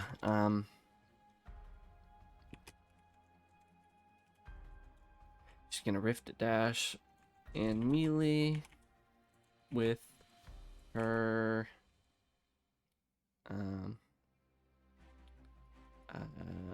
her new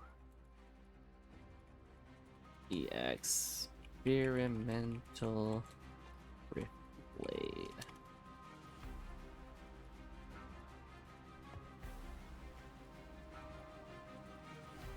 On Fence Drone 1. Or a unit, sorry. Unit. It's a defense unit.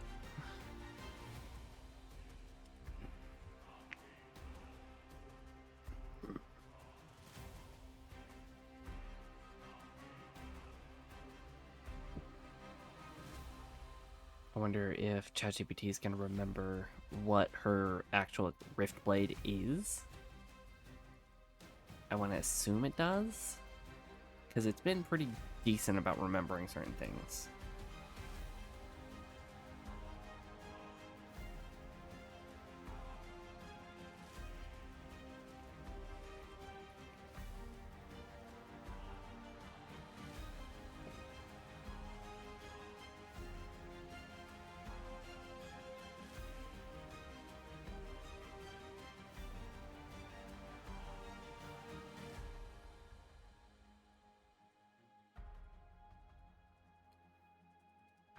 I think Kira here is going to be a very good person to fight or have fight for us, because she's very unpredictable and strong. Kira phases forward in an instant, her body flickering between reality and the rift, making it impossible for the defense unit to track her movement. Before the security defense unit 1 can react, she reappears behind it, rift blade in hand. With a fluid slicing motion, she plunges the blade into its back, the unstable energy pulsing violently through its circuits. She got a direct hit. 16 damage dealt. The defense unit spasms, its internal processors struggling to compensate for the dimensional interference. Its metal plating cracks, sparks flying from the wound as it stumbles forward, barely holding itself together. Kira grins, stepping back into a ready stance. That's gonna leave a mark. Yeah, she just probably did major damage to this thing. She's incredibly strong. She's a very powerful character. What's Mullet's gonna do? I think his best move would actually be to command the combat drones. I actually forgot to put this initiative order. I'm gonna put it down here, just so we know what's what. All right, yeah. So yeah, should I allow Malix to use his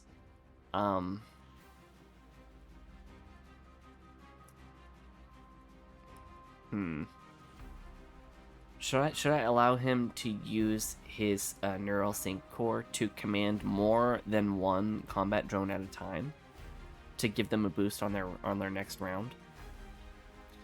Because I mean, he's not like Calypsy, who has the wrist mounted interface where she can, you know, control the drones from her wrist. He has a more internal, like it's kind of like a natural thing for him. It's kind of just a part of him. So I feel like he could do more than just tell one drone to do one thing. Maybe we could limit him on how many drones he can do. I mean, if I say maybe he can only do up until an enemy's turn. So let's say he can help drone 3 and 2, but he can't help drone 1 because it's after the enemies it's after their turn. But then that's also a problem, because then that means that combat drone 1 will never be able to give any kind of bonus. They won't be able to have a bonus because they're after the... I think maybe we should just give him a limit. Maybe he can only do 2 at a time. Maximum. It might be like the first drone is like his main action, and then another drone is like his secondary action. Something like that. I think that works. Because technically during a round you have 2 actions, basically. And I can use both of them. I think that's going to be my way of considering it. So, the Malix will... Sorry. Malix will use his sync core to command combat drone 3 for his main, or his, what did I literally just call it? I literally just said it. What was it? His action. Yeah.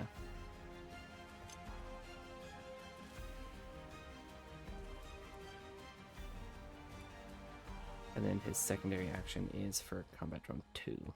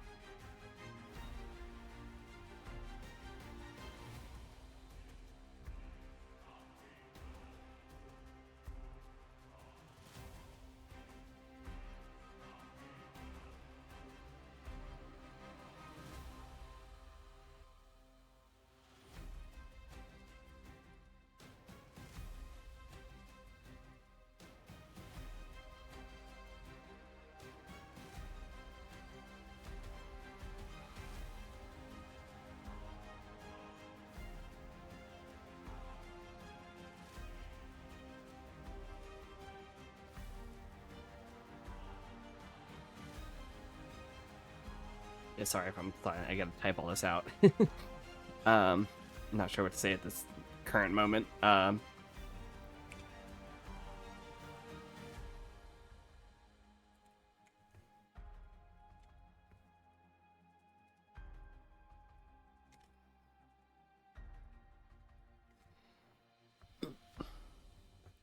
Okay, hopefully ChatGPT understands what I just said. I said Mollis will use the Sync Core to command Combat Drone 3 for his main action, target Unit 1, and then his secondary action for commanding Combat Drone 2 to target Unit 2. And then I told it to give the combat drones a bonus on their targeting on their next turn. Which Combat Drone 3's next turn is after Eclipsy, it looks like. So Eclipsy gets to go first.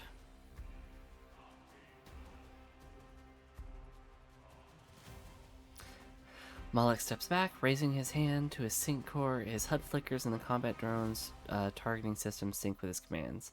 The combat drone 3 locking onto Unit 1, and combat drone 2 target Unit 2. The drones were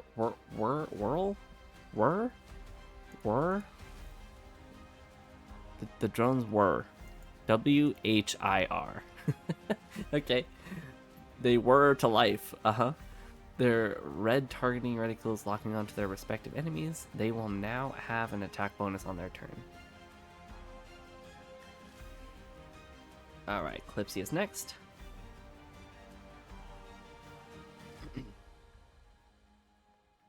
See, what does she have? She has the energy blade, or she definitely use her sidearm. I mean, she loves getting up close and personal, so I have a feeling she would definitely rush Defense Unit 2.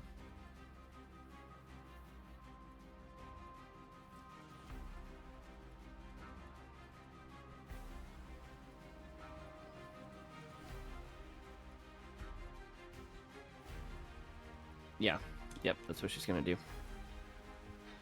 Something that sounds like something she would do. So, yeah.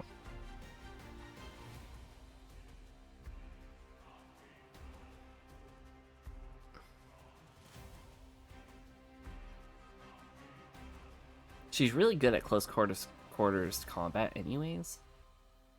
I mean, when she hits, she does really good damage. She did have a few whiffs in her one of her last battles, I think. Oh yeah, see, she just as I say that, she misses an attack. Yeah, maybe I shouldn't have said anything. Gave her. Spoke too soon. Yeah, spoke too soon. Alright, Clipsy lunges forward, her energy blade humming to life as she swings at the Defense Unit 2. The android reacts with inhuman speed, shifting its stance just in time. Missed the attack. Her blade cuts through empty air, the enemy sidestepping fluidly before she can land the hit. The unit's optical sensors glow brighter, now fully locked onto her as a primary threat. Oh no. Clipsy snarls, gripping her weapon tightly. You won't dodge the next one.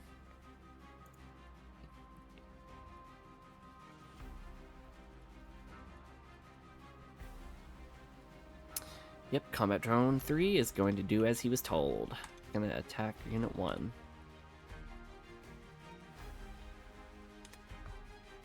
He gets a bonus on the attack, too. Not sure how much of a bonus, but, you know, whatever ChatGPT determines is a good bonus for an attack, give it to him. Just give it to him. I think that's one way that these drones actually are much more valuable if you give them a command and they get bonuses on their attacks. Because not only are their attacks slightly stronger, but they're more likely to hit.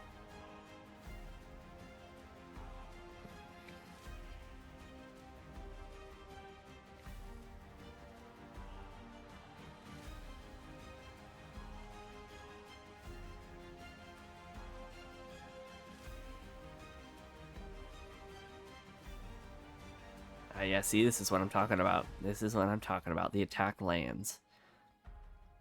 And 12 damage is dealt to Defense Unit 1.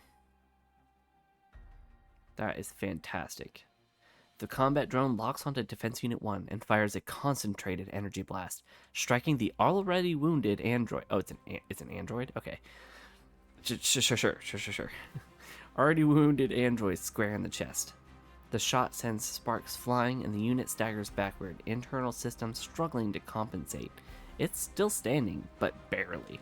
Its movements are erratic now, damaged from the earlier hit by Kira, and now the drone's attack? Malik's nods satisfied.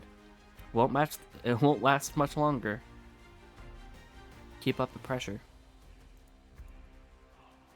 Eudora is up next.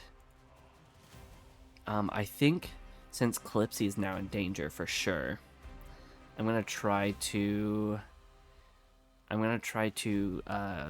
use her biomagic to restrict Defense Unit 2. Because give it less chance for it to attack. Whoopsie. I could definitely shoot at it, but I don't know how much that'll actually do. I mean, she does have her new enhanced energy rifle. But I don't know. I feel like she doesn't like weapons that much. I mean, I think she just has that for emergency purposes. Maybe she just wants to... The team wants her to hold a weapon, just to hold a weapon. I mean, I guess it is technically safer that way.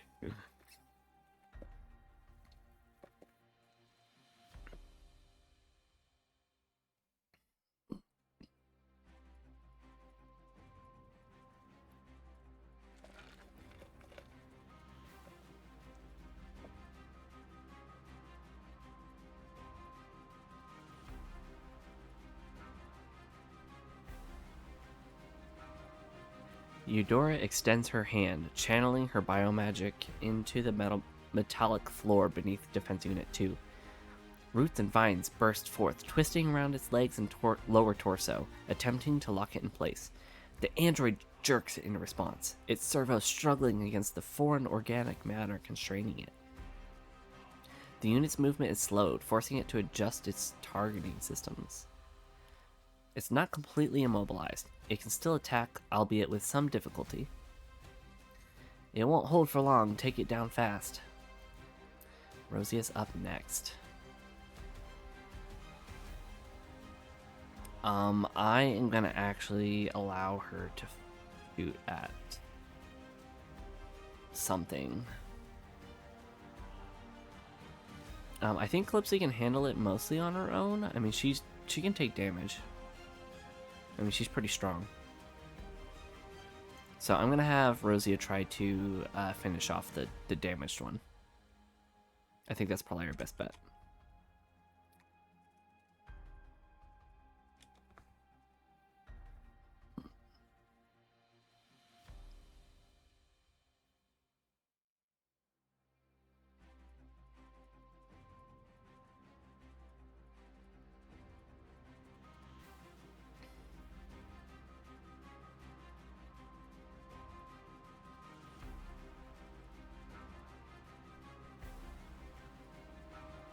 It's so good that we got all of our, or pretty much all of our rolls for initiative to be so high.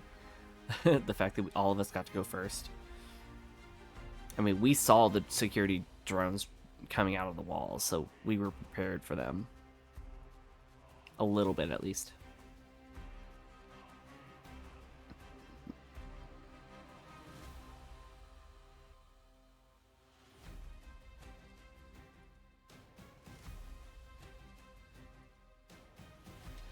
Alright, let's see here. Rosia raises her rifle, lining up a shot on the nearly destroyed defense unit. She steadies her breathing and pulls the trigger. It's a miss. The android jerks at the last second, dodging the shot with unnatural reflexes. The round ricochets off the metal wall, missing its target entirely. Rosia curses under her breath. Damn, things still moving too fast. Alright, Command Drone 2 is up. It was told to fire on Unit 2, and it will do as it's told. for that nice attack bonus. Hopefully it gets a good attack in.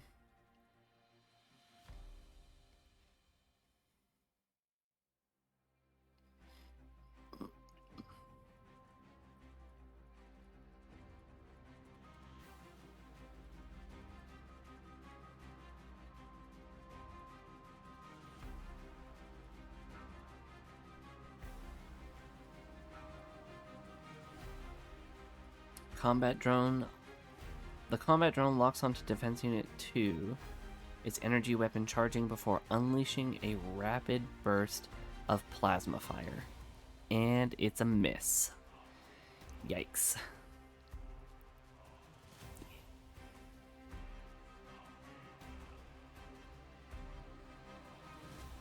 I even got a bonus for that. I still got the bonus and I still missed.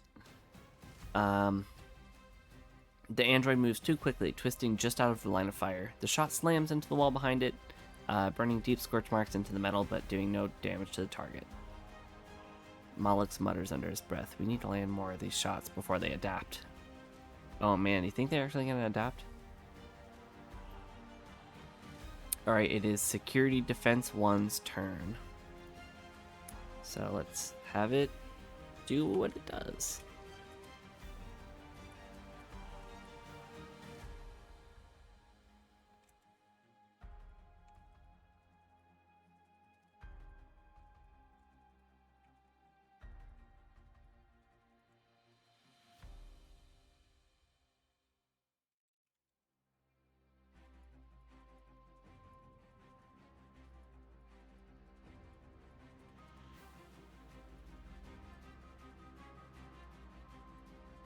I like how ChatGPT is like, "Oh, but you want to control the enemies too, right?" It's like, no, that's not how it works.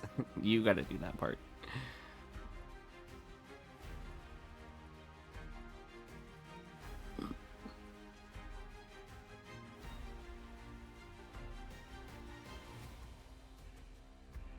I mean, it would be kind of cool to have somebody else tell me, like, "Hey, this enemy is gonna do this on its turn," and then I have to do it. That'd be kind of funny.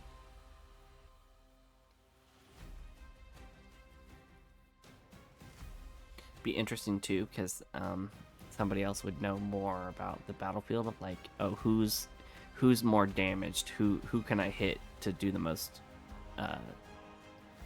inflict the most pain. Like, let's attack the weakest link, or maybe let's attack someone who's the most powerful that we would want out of the fight, something like that.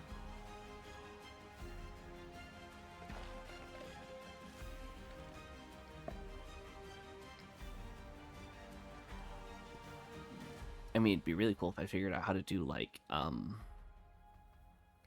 Twitch polls. Twitch polls would be pretty cool if I could have a poll for it to, "Hey, what do you want this character to do?" and then everyone polls for it. That would take a lot of time though, I feel like. Although ChatGPT's struggling to figure out these turns. Alright, let's see. Security Defense 1. Its decision was to attack my combat drone 3, and it hit for 17, or did 11 plasma damage. The android, barely functional, makes a last-ditch effort to eliminate one of the drones. Its arm-mounted plasma rifle charges, and with a flicker of red light, it fires a precision shot at combat drone 3. The plasma round slams into the drone's chassis, scorching deep into its armor plating. The drone jerks violently from the impact, sparks bursting from its frame, but it remains operational. Defense Unit 2 attacks Rosia. It also got a hit for 12 plasma damage. The second android pivots, its red optics locking onto Rosia as it raises its arm cannon. It's an arm cannon, or is it a plasma blaster?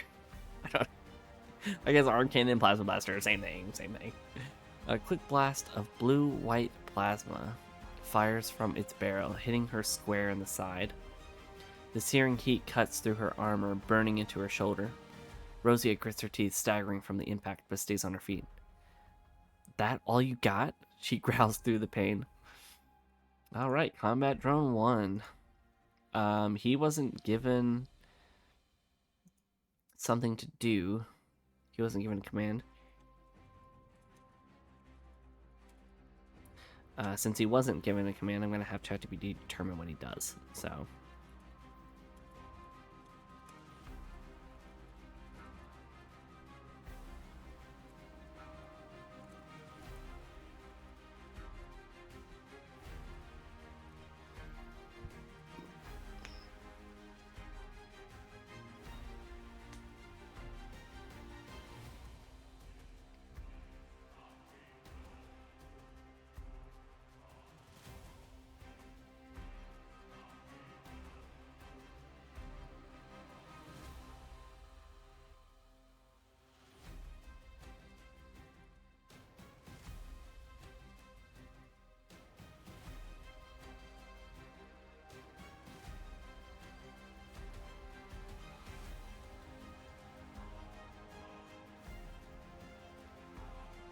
takes a little bit longer when it has like multiple things it could do.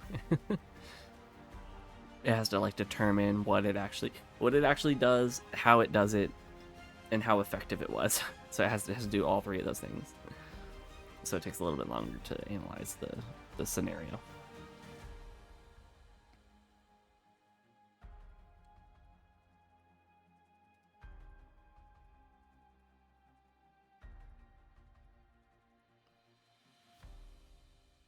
Alright, the drone shifts into position, rolling back slightly to take cover behind a nearby terminal while still maintaining a line of fire. It fires a quick burst towards Defense Unit 2 but misses. The shots go wide, slamming into the walls behind the enemy, but the drone remains protected. It takes a cautious approach, prioritizing survival over reckless attacks. And that's the end of this round. Kira's up again. Alright. I feel like she definitely wants to try to finish off the Defense Unit 1. Because taking it off the field would be perfect right about now. And she has the perfect opportunity. She's right there next to it. She could just definitely swing again. Use Rift Energy to phase through the enemy's armor? What? I mean, I wouldn't put it past her to be able to do that. It says it's a high risk, high reward move.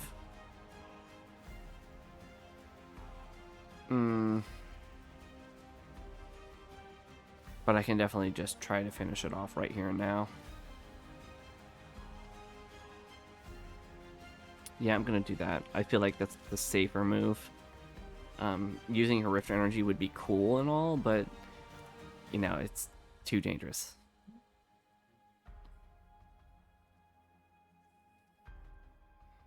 I don't have faith in my rolling abilities to to get a good roll on that. Oh, I shouldn't say stuff like that because then she's gonna roll bad this round. No, I can't do it. I can't do that. Don't roll bad this round, please. Come on, give me a good roll. Give me a good roll. Oh, come on. I shouldn't have said anything. I said something that I shouldn't have said anything. Yeah, sorry. I see the results before it fully renders all of it. Kira lunges forward, Rift Energy crackling around her as she swings her blade at Defense Unit 1. The android, even in its heavily damaged state, reacts faster than expected, shifting its body just enough to evade the strike. Kira stumbles slightly, frustration flickering in her eyes. Damn it, just die already! The android remains operational, barely holding itself together but still a threat. Monks is up next, and I actually thought about this. He could just run past these units and try to shut down the units by activating or using the security panel, because they are in the security room. Could definitely try to shut it down. So that's what I'm gonna do. I mean, the whole reason we went into the security room to begin with, even though it was a trap, was to try to hack into the system. And that would be the perfect move to do right now. Since we're already here, I mean, it seems like both of the units are or the androids are distracted for the time being.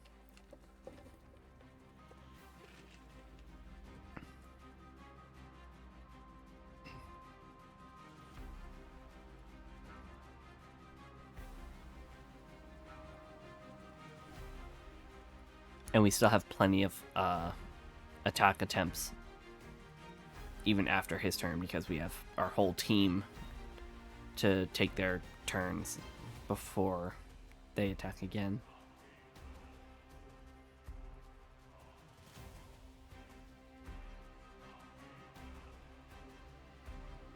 Mollix rushes to the security panel, fingers flying across the interface as he tries to break into the system.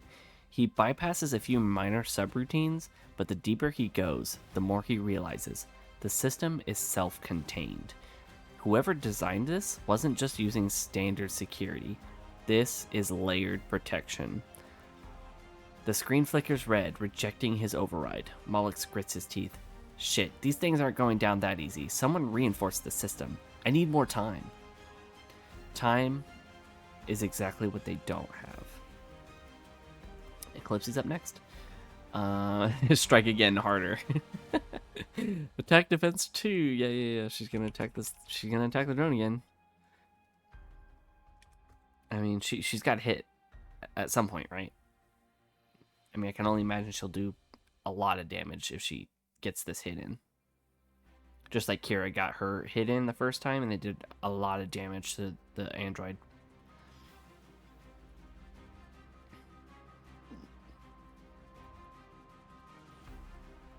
It is only an energy blade. It's not like Kira's experimental rift blade, but I mean, I'm still assuming that Calypso's pretty strong. She can still do a decent amount of damage, even considering that.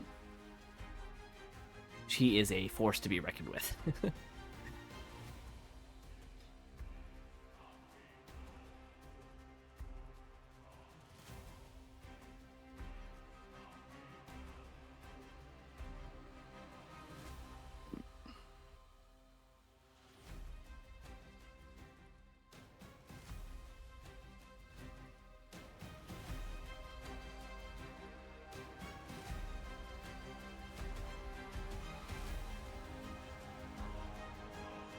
Ooh, it's struggling trying to load this one.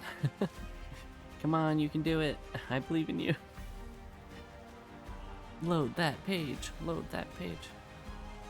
It's more like generate. It's generating stuff. I don't know. What should I actually say in that moment? I don't know.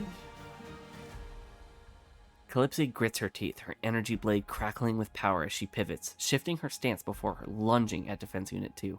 She slashes with precision, her blade cutting through its armored plating with ease. The android reels back, sparks flying from the deep gash in its metallic frame. Its optics flicker, struggling to recalibrate. Calypso smirks, baring her teeth. Try dodging that one, tin can.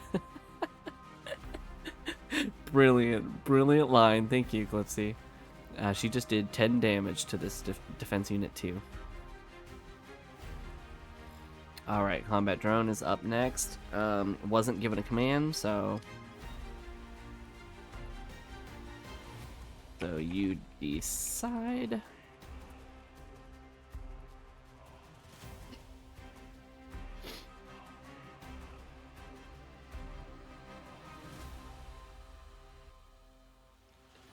I'm determining this as like if ChatGPT decides what my drones do, it's more like their internal processing handles what they're supposed to do in this moment.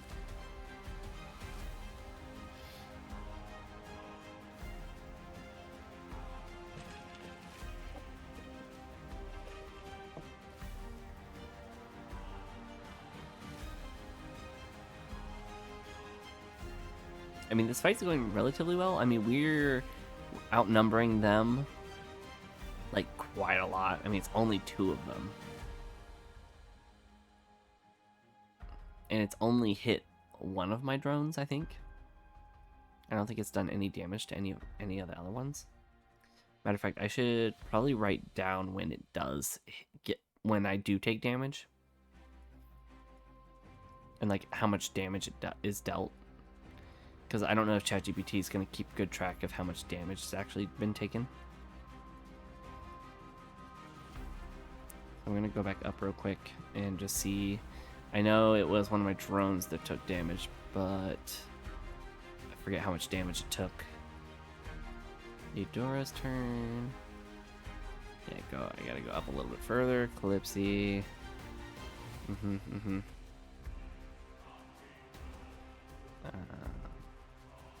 Oh, this is the path. Oh, this is the initiative. I went up too far. My bad. Yeah, Calypsy, combat drone. Rosia. And the combat drone too. Yep. And now here's their attacks. Okay, yeah, see, Rosia actually took damage. She took 12 plasma damage, so I should write this down. So Rosia took 12 damage.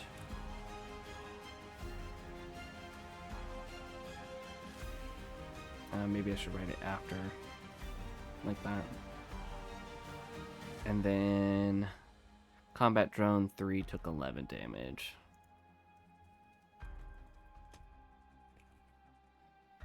And I think those are the only hits that they've landed so far.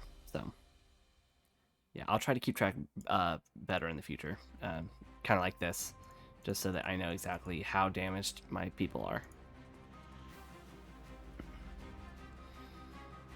Alright, let's see. Eudora's up next.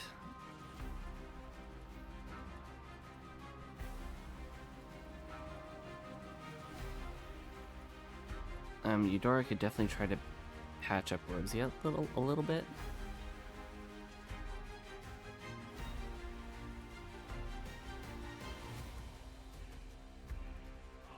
She's not too worried about the combat drone, but Rosie is the one that's taken a good hit to her shoulder. So yeah, I'm gonna have Eudora heal up Rosia.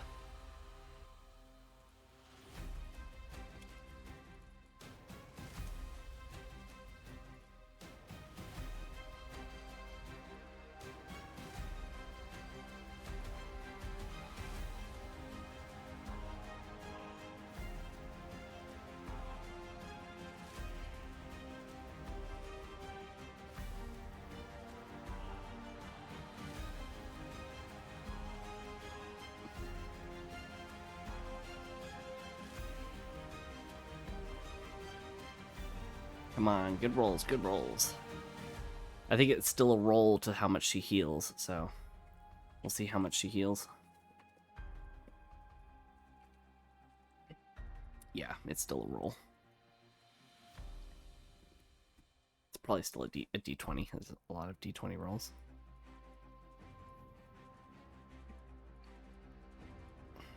I'm pretty sure ChatGPT only uses a D20, which, I mean, that's completely fine. Because it portions up like how effective something is or how much an attack is based on certain parameters.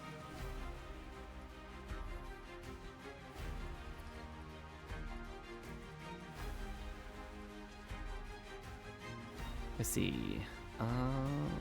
Still loading. takes a hot second. I think it might definitely have something to do with the internet. I'll make sure I fix that for next time. It might just be struggling to actually connect. Yeah, see, something went wrong. Try again. Hopefully it doesn't re-roll. I don't think it will.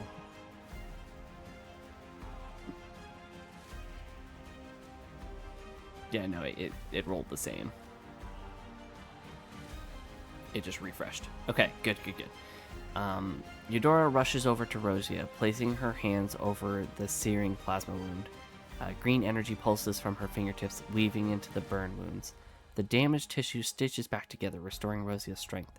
The pain fades, replaced by a refreshing cool sensation as biomagic flows through her. Major healing. Roll 17.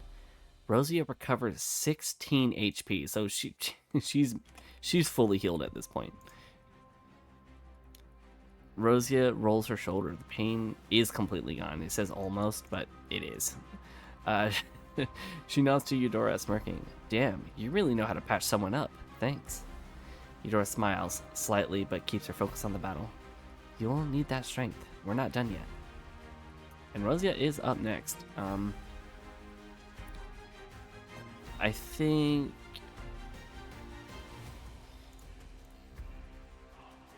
Oh, I also didn't take into account how much damage I've done to the units. Should I go back and figure that out? I mean, I could just do that real quick, I guess. 10 to defense unit 2. Shouldn't take me too long, right? That was a miss. Miss. That was the security drones attacks. Miss. Miss. That was a grapple.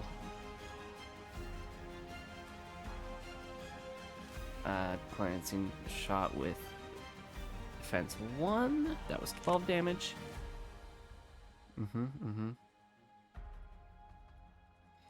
Yeah, I'll try to stay on this more so I don't have to keep scrolling up and doing that. Yeah, Kira did 16 damage. Damn, that's a crazy amount of damage. Wait, who is that to? Unit 1. Hold on.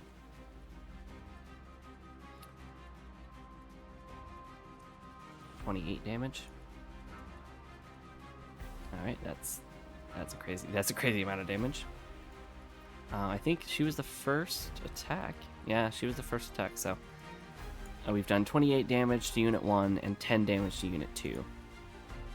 What do you want to guess? They have 30 HP, and this defense unit is like 2 points away from death. Maybe. Or maybe like 35 HP? I don't know. We're never sure on actually how much damage we need to take people out. So yeah, I'm gonna fire on defense unit 1.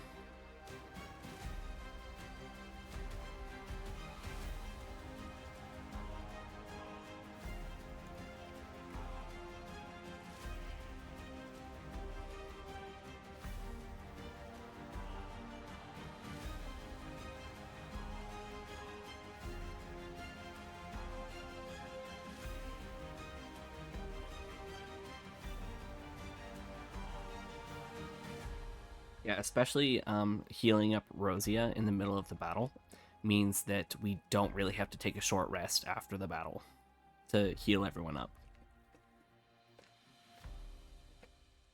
Because she will have already been healed.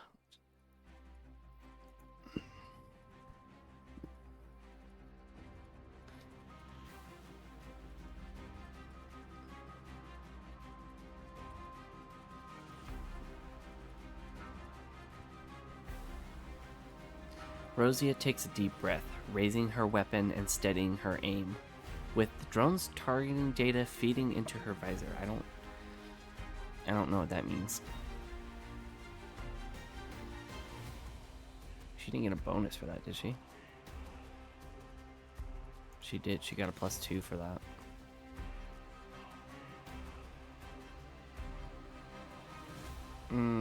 Should I let that slide?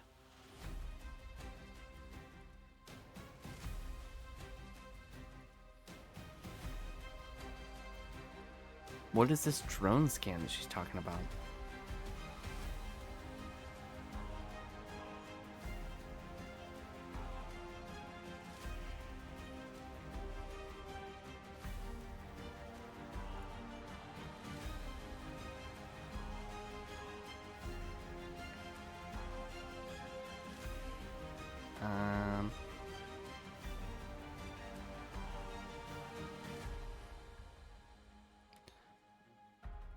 It just says drones targeting data feeding into her visor. But there was no targeting data. I didn't transfer any data like that. I don't think she even has a visor.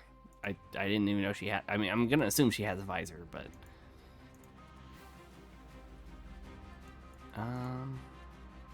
you know what? I will just say that she rolled well. We'll just say that she actually rolled a 17.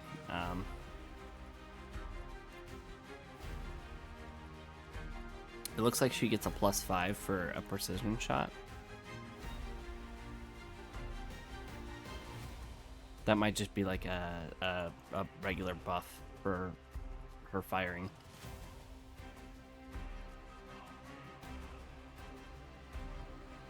Alright, anyway, 6 damage dealt to defense unit 1. And defense unit 1 is no longer.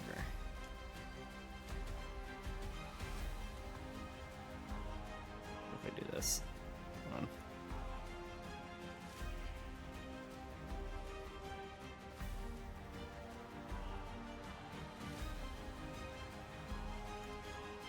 There, just for continuity's sake. I don't know. The shot pierces straight through an android's already weakened plating, striking into its internal core. The unit seizes up, its optics flickering violently as the systems overload. Then it collapses, sparks and smoke pouring from its shattered form. Defense Unit 1 is destroyed. Rosia lowers her weapon, exhaling sharply. 1 down. She shifts her focus to the remaining enemy. So right away I'm going to tell ChatGPT not to give random bonuses like that.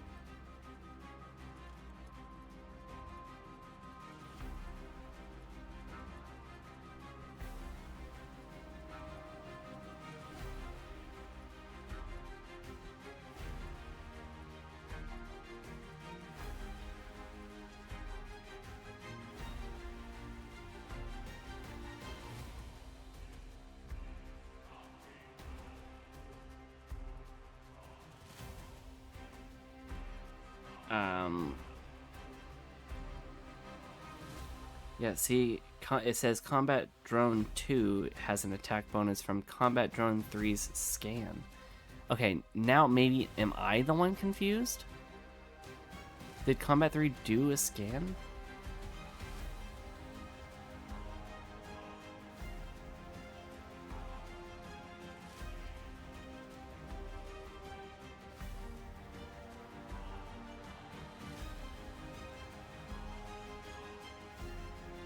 Oh, it did.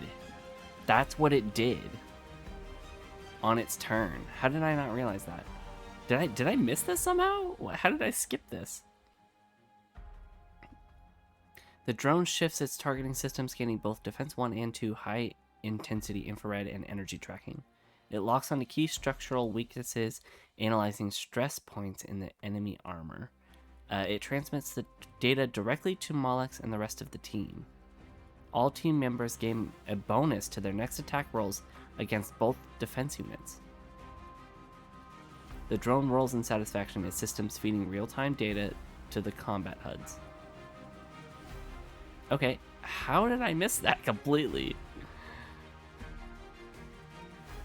Okay, alright, so I guess they get bonuses to their attacks.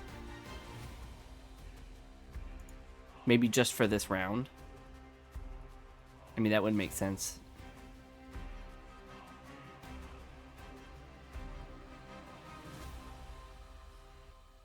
Okay, so yeah.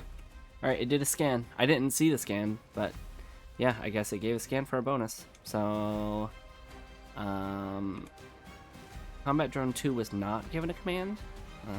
So ChatGPT determines what it does.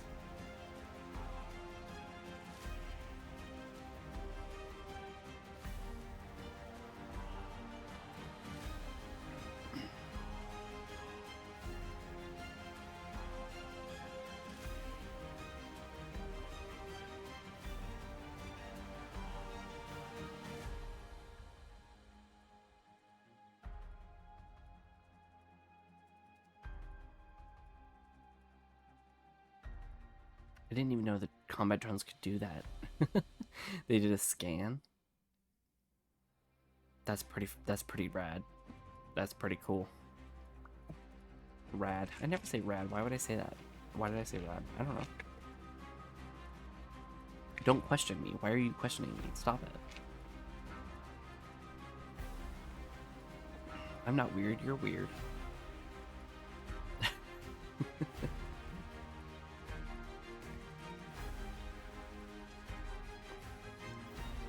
it's weird because I feel like I want to fill these gaps of like not saying anything while it's processing, because it's just silence, slight music in the background, and there's like nothing I can do because I have to wait for it to generate text. Combat drone.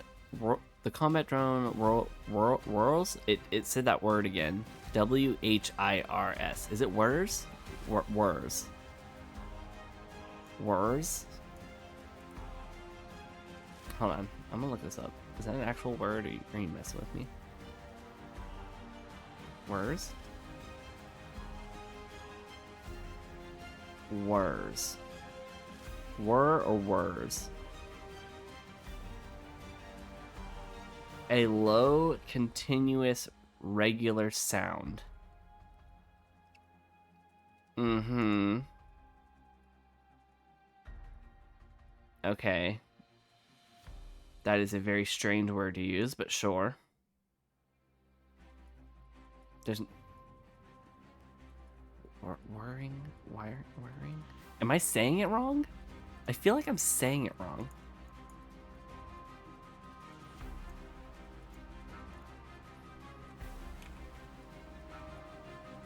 It's WHIR. There's no E. Whir. Whir? Hold on. Hold on. Hold on. Whir. Whir. Whir. Whir. Whir. Uh-huh. Uh-huh. Whir. And the whir is just whirs. Whirs? Why am I tripping up on this word right now? Why am I tripping up on this? Sorry. Back to the action. the combat drone whirs and recalculates or recalibrates, locking onto defense unit 2. Sorry, I can't. Defense unit 2. The H is pronounced. Yeah, like whirs. Yeah. Okay, sorry. Focus. The combat drone whirs, and recalibrates, locking onto defense unit 2 before unloading a precise burst of energy fire. It is a direct hit. And we have dealt 7 damage to this bad boy. The plasma bolt slams into the android's torso, leaving glowing scorch marks as its armor plating cracks further. It staggers slightly, systems compensating for structural damage, but it remains operational. Oh, really? Is it already the security defense unit's turn?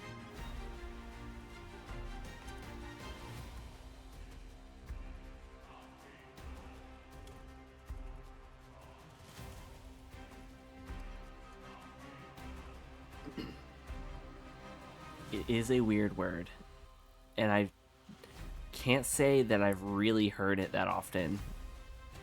And especially reading it, seeing it written down, is just tripping me up so hard. I'm just like, words.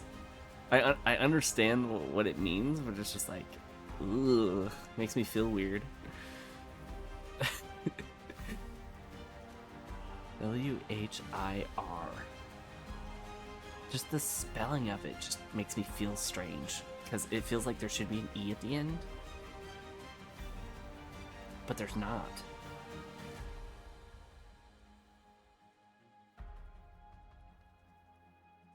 And you can't even put an E at the end when it's like whirring or whirs. It would be. Okay, stop talking about words. We're gonna stop talking about it. We're getting off topic here. It's like we're in the middle of battle here. Focus. I'm talking to myself, not you. Like I'm sidestepping. The android recalculates its combat parameters, locking onto Calypsy as the most immediate threat. Yeah, because Calypsy's right next to it. It raises its... Oh, no. It raises its plasma rifle at point-blank range and fires. Yeah, because she's in melee distance from this thing. And it's a hit. 9 damage to Clipsy. The shot lands squarely against her armor, burning through part of her side. A searing pain spreads through her ribs, but she grits her teeth and remains standing. Yeah, 9 points of damage, that's nothing to her. Calypsy growls in frustration, eyes flickering dangerously. You're gonna regret that. Oh, I love these little like lines that they're just talking in the middle of combat. It's kind of cute.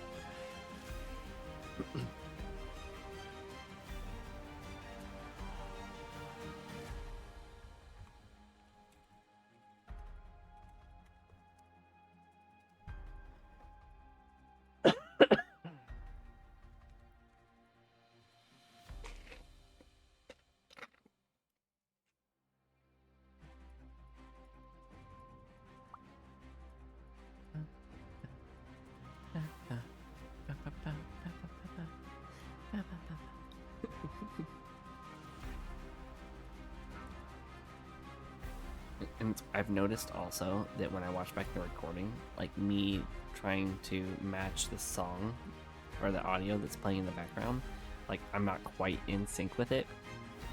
I think it's slightly like ahead of me or maybe behind. So say if I tried to like sing along with it, well, not actually, like if it was a song with words and I tried to sing along with it, like it wouldn't sync up on the stream because it's just like slightly off. I think it's something to do with like the internal feedback, like it's feeding me the sound, but then it has to send the sound out to the stream as well, and there's a slight disconnect there.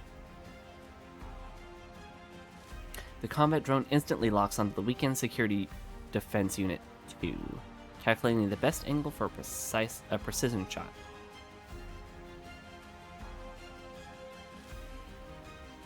Oh yeah, and it doesn't get the bonus for the scan because we already went around to another turn, right? Pretty sure. Let's see. It was a direct hit. 10 damage dealt to the second unit. So it's getting close now. Yeah, I think it's like 30 damage for these units because that the other one went down after it went over 30, so. The plasma blast sears through the android's structure, causing its right arm to detach in a shower of sparks. Oh, it doesn't have an arm? The unit stumbles backwards, its systems glitching heavily as it struggles to remain upright. It's now severely weakened. Yeah, it needs 3 points of damage to finish this dude off.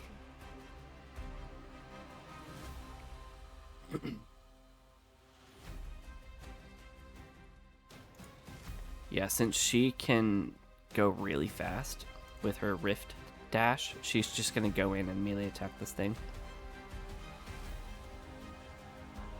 Yep. I don't see why not.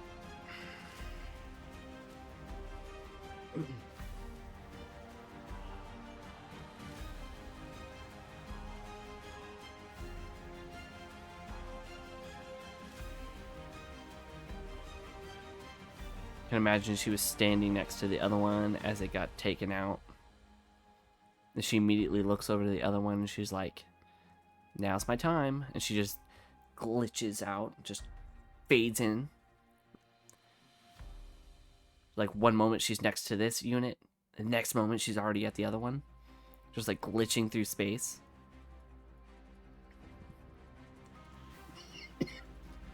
Yeah, and then she just swings her Rift Blade right at it immediately after coming out of the glitch. Oh yeah, she is dangerous. She is extremely dangerous. Kira vanishes in a flicker of Rift energy, reappearing in an instant directly behind the struggling android. See, it said exactly what I knew it was gonna say. I was like, this is what she does. She vanishes and reappears right next to it. Uh-huh. Let's see. Before the security defense unit can even react, she drives her experimental rift blade straight through the exposed core. It's a direct hit. 14 damage dealt. It's dead.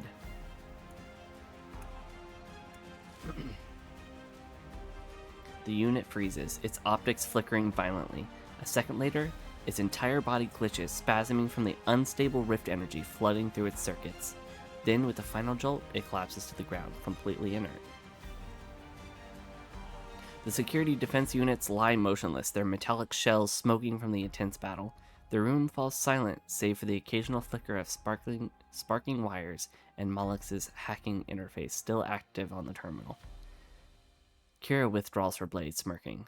That was satisfying. Calypsy exhales, rolling her shoulders, blood still oozing from her wound. Oh yeah, she is a little bit damaged, isn't she? They hit harder than I expected. We need to be careful. Rosia reloads her weapon, glancing at Mollix. So, you get that damn panel working or what? I mean, yeah, Mollix is already at the panel, so you might as well just keep trying to hack.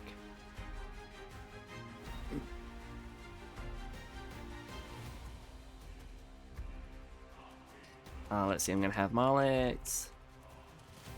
Mollix finishes hacking.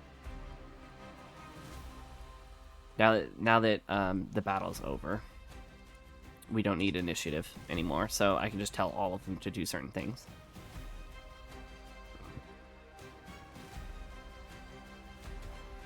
Rosia, how about you check for traps, maybe? Now that I think about it, I should keep this to make sure I know who's damaged.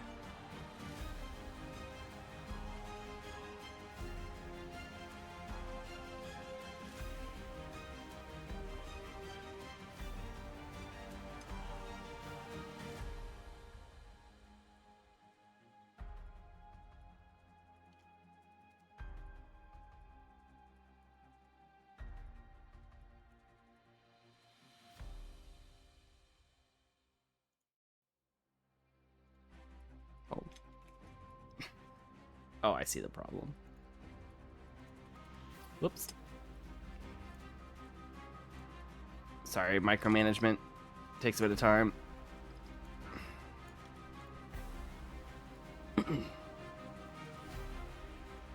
I guess when the next initiative comes up, I can just edit these a little bit. Check for traps.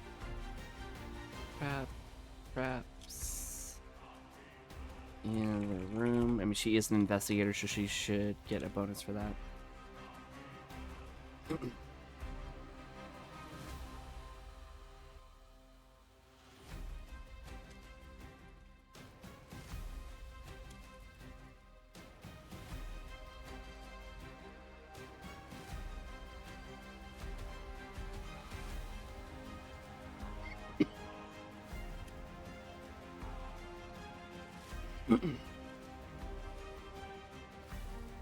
Let's see.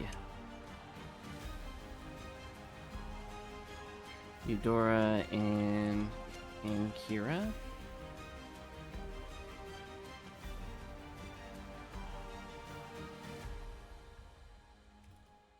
Come on.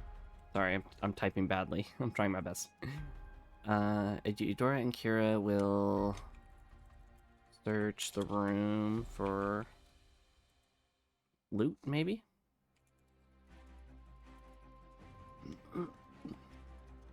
What does Calypsy do in this situation? I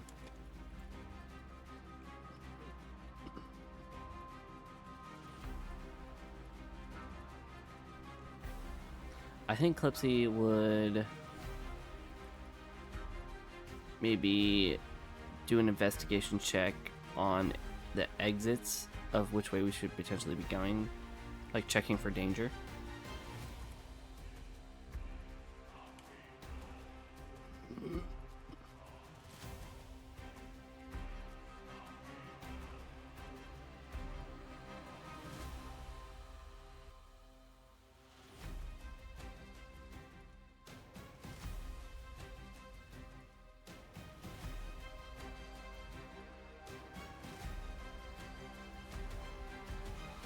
Yeah, that sounds good.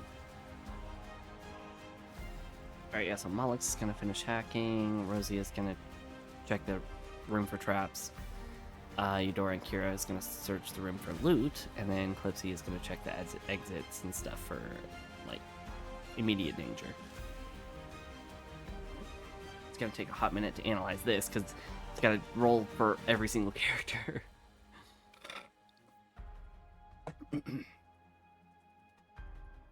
I wonder how it's gonna process this one.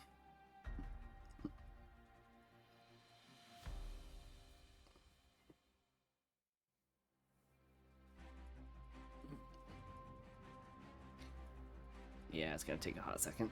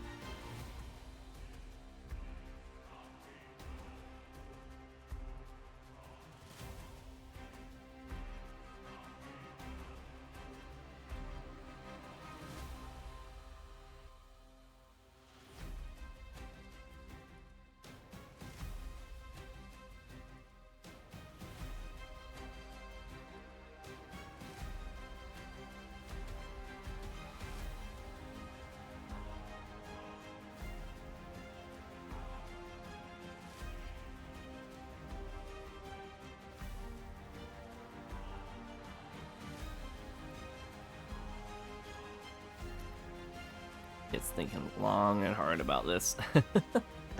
Come on, you can do it. I believe in you.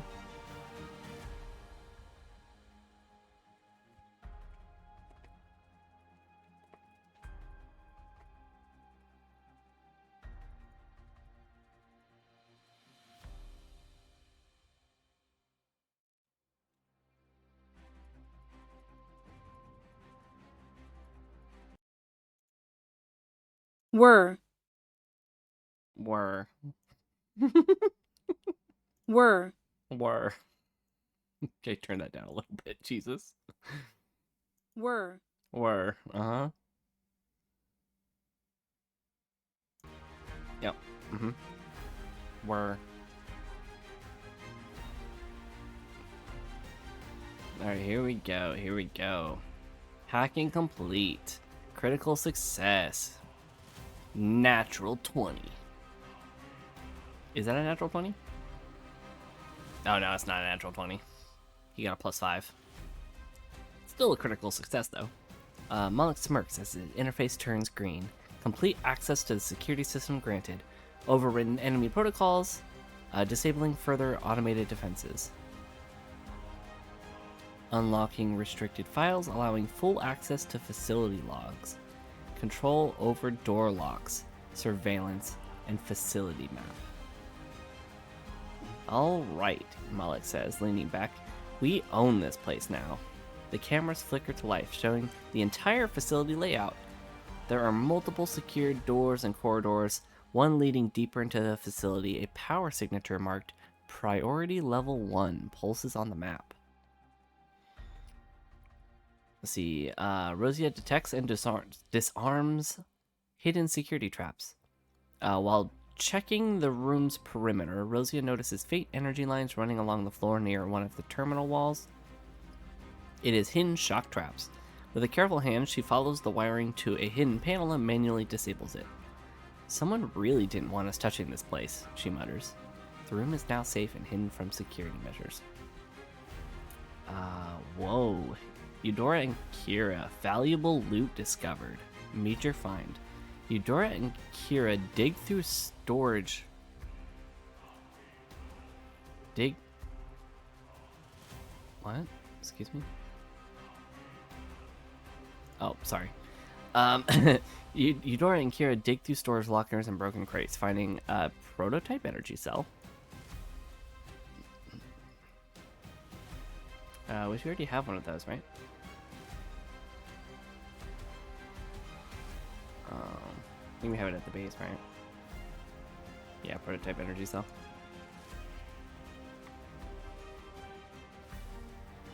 We will give it to... Eudora will hold it. An encrypted data drive. Interesting. Kira, you can hold that one.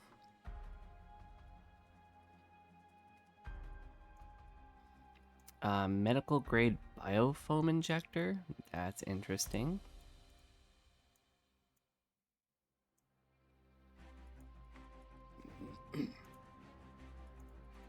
Here, let me actually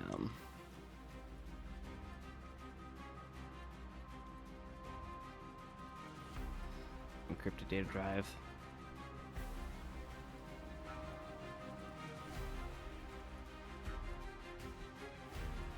Yeah, the encrypted data drive. Let's do this.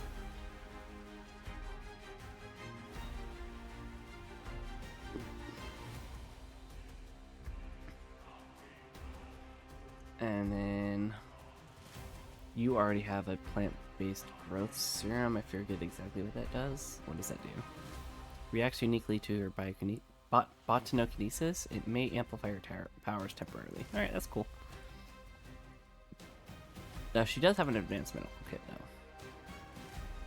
You have a standard medical kit.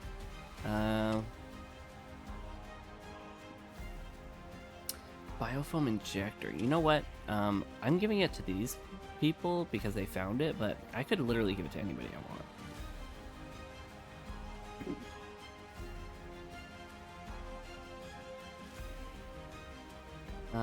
You know what? Flipsy already has an advanced medical kit, and Kira only has a standard medical kit, so I'm going to give her the medical grade biofoam injector. There is a chance that with her being a melee character that she could take some damage.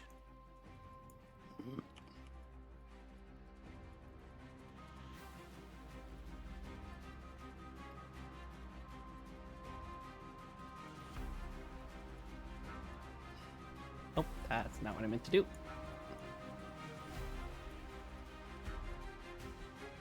They don't like that.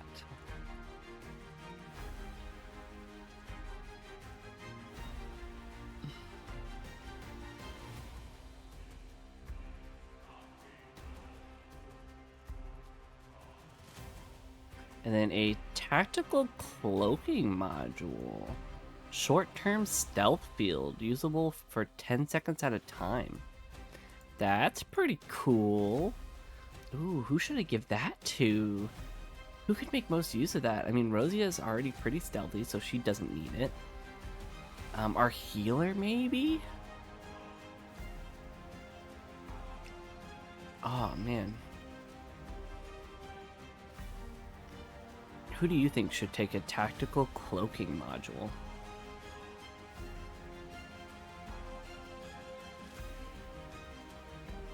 It seems like Kira wants it, but I could give it to anybody.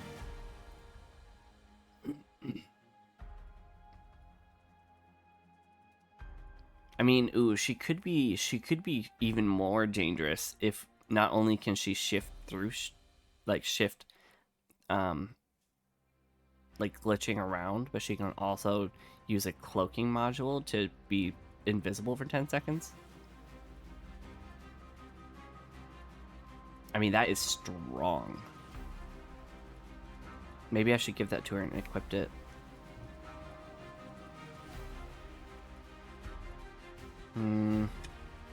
Yeah, I think I'll give that to her. I'll give that to Kira. She could probably make really good use of it.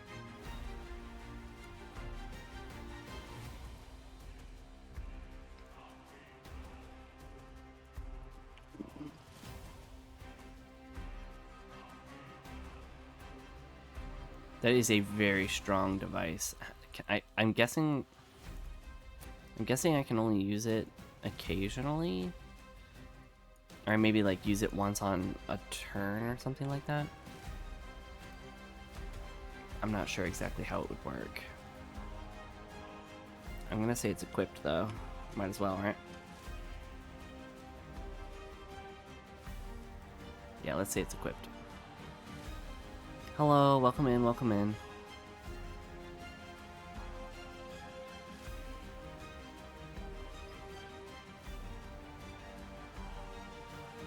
How do you world build a D&D game? That's a tough question to answer.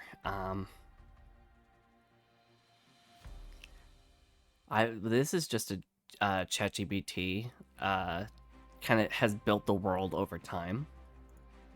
I gave ChatGPT a basic parameter of how I wanted it to go. I can scroll all the way back up, actually. And go back up to the top. So I gave it a whole list of like my characters, their background, and their traits and stuff. I even gave it a little bit of background for each character. Let's see here.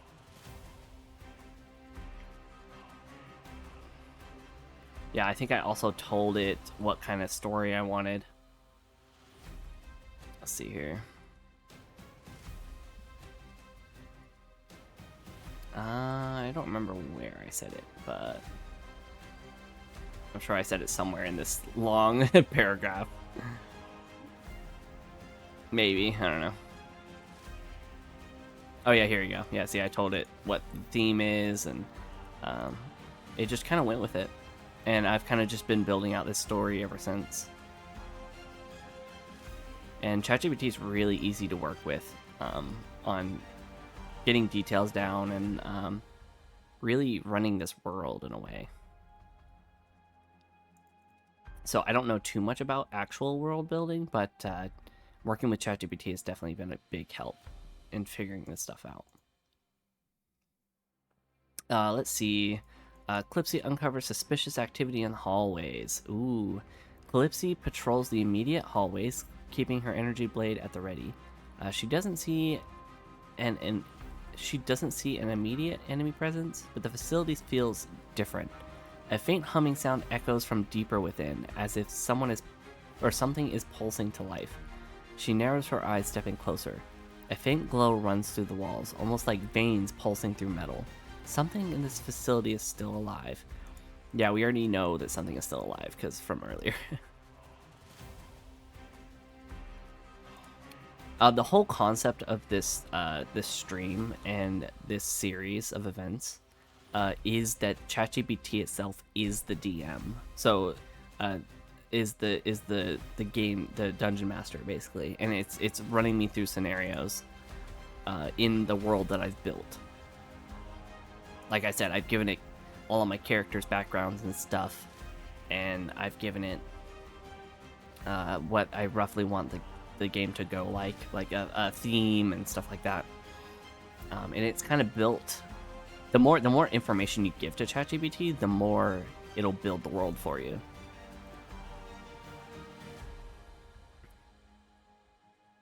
So yeah, I'm basically just playing a solo game of D&D. Using ChatGPT as the dungeon master because, yeah.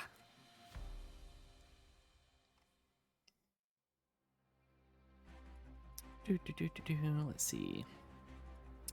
All right, decision point.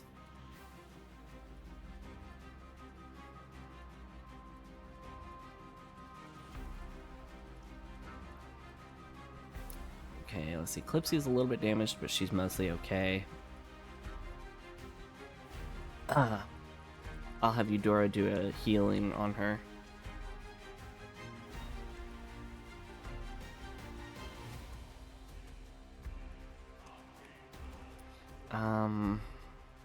Malex will investigate the priority level 1 energy signature.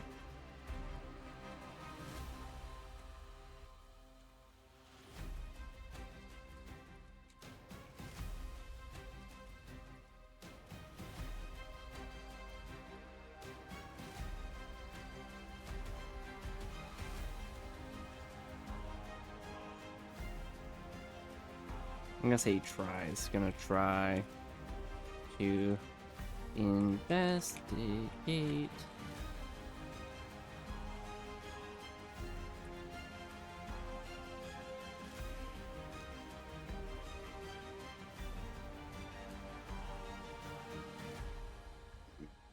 Okay.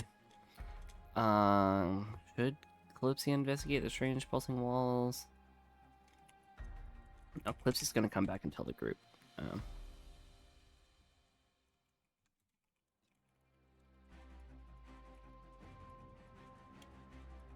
I'm just gonna say warns the group because it already knows.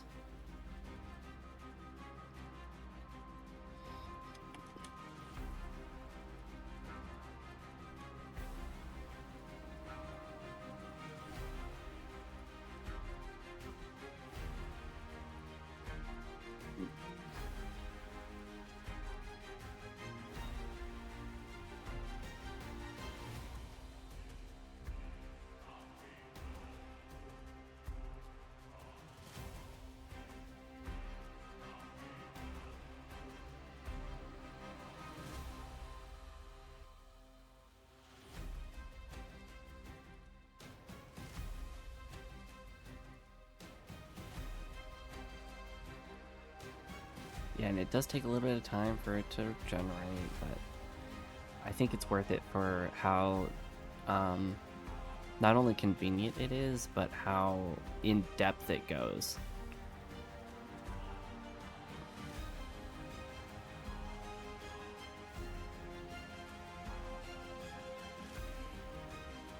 Thank you for the follow. I didn't even see that. It's fantastic. Yeah, it doesn't alert me whenever I get follows, so I don't...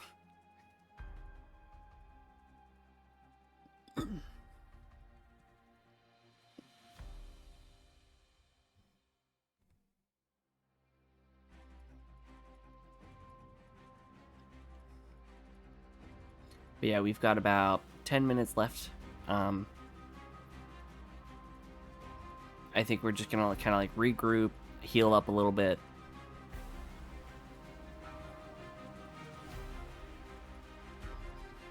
Maybe try to get eyes on this creature, whatever it is. Then we're gonna end the stream here.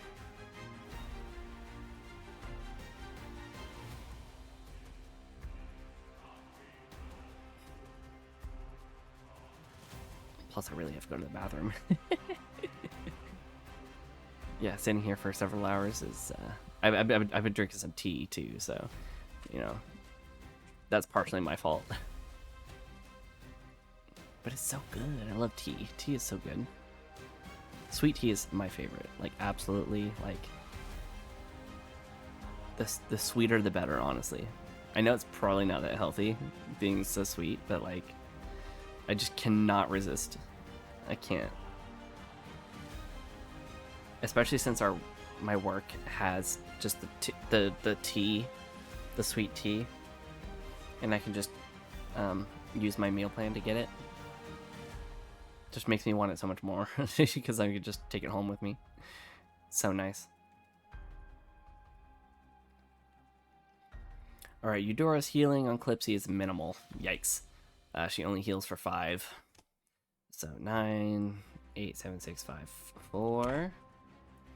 Eudora places her hands over Clipsy's wound, channeling her bio-magic into the injury. While the energy stabilizes the damage and reduces the pain, it's not a full recovery.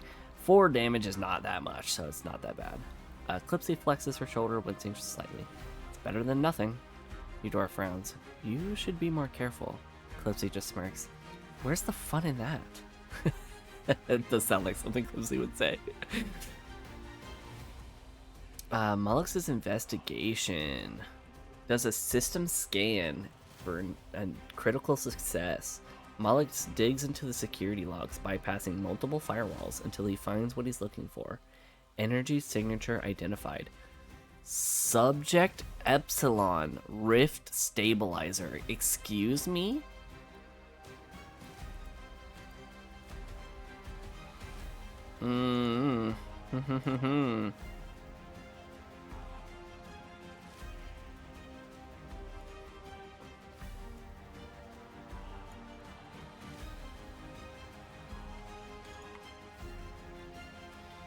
The facility houses an active Rift energy core buried deep underground. This power source wasn't designed for weapons. It was designed to stabilize and manipulate Rift anomalies. Or echoes, as they call them, I guess.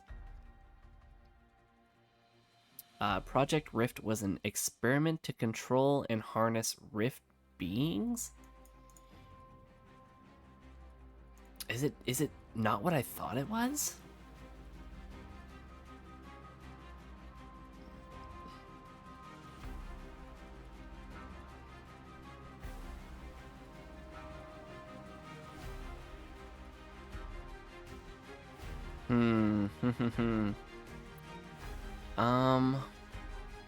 Let's see. A subject was once stored here, referred to as Epsilon, but there's no record of what happened to it.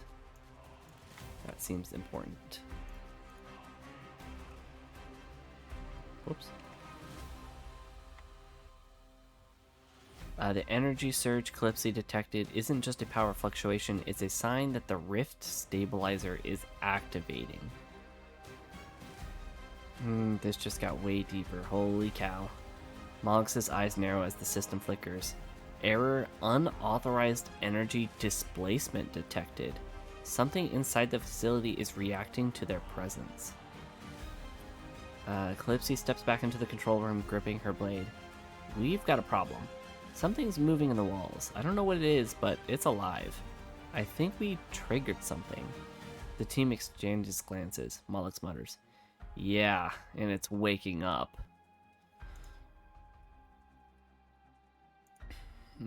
I think that's a good stopping point as any. With 5 minutes left to go, we just heard about Subject Epsilon.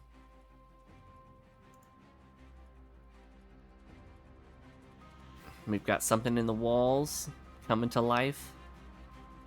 Very scary stuff. Subject Epsilon, a rift stabilizer. Maybe Subject Epsilon has the Aurelian strain that allows it to stabilize the rift. An actual success for the rift stabilizer. Not an echo. Not an echo, because the echoes are failed experiments. Failed subjects. This one is different.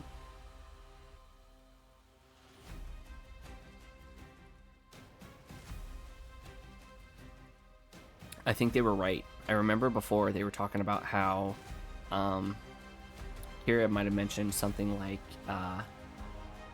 Rhaegor probably got it activated. He probably got it up and working. And I think that Subject Epsilon is the key factor in this stabilizer, this rift stabilizer, quote unquote, activating.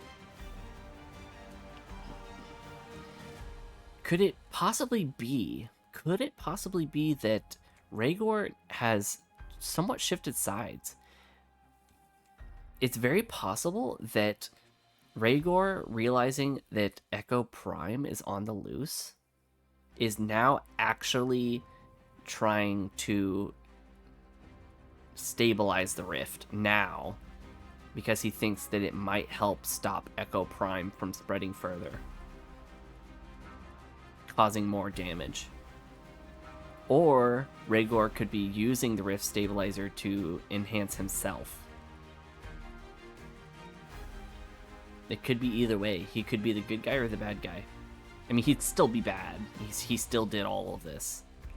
He still funded this project. He's still responsible. But maybe he's had a change of heart. Maybe he's realized his mistake and he's saying like, hey, maybe I should really actually try to stabilize this rift. Because Echo Prime is out there and extremely dangerous. It's very possible. It is very, very possible. Are you still there? You got any theories on this?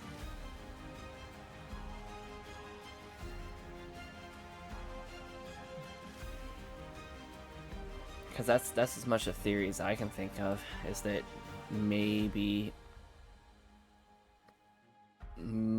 he's on our team now. Maybe he's on our side. Not intentionally, but he might not have a choice.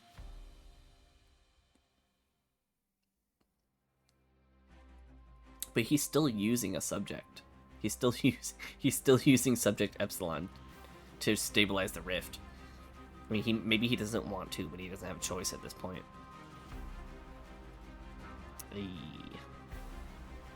that's a rough one. That's... Ooh.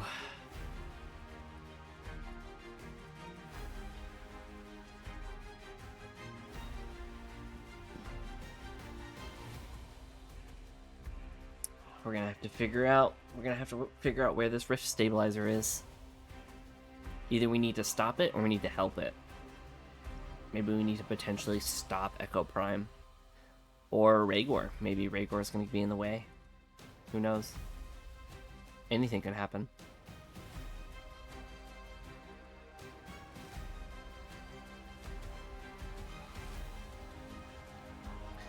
Alright, that'll be it for today.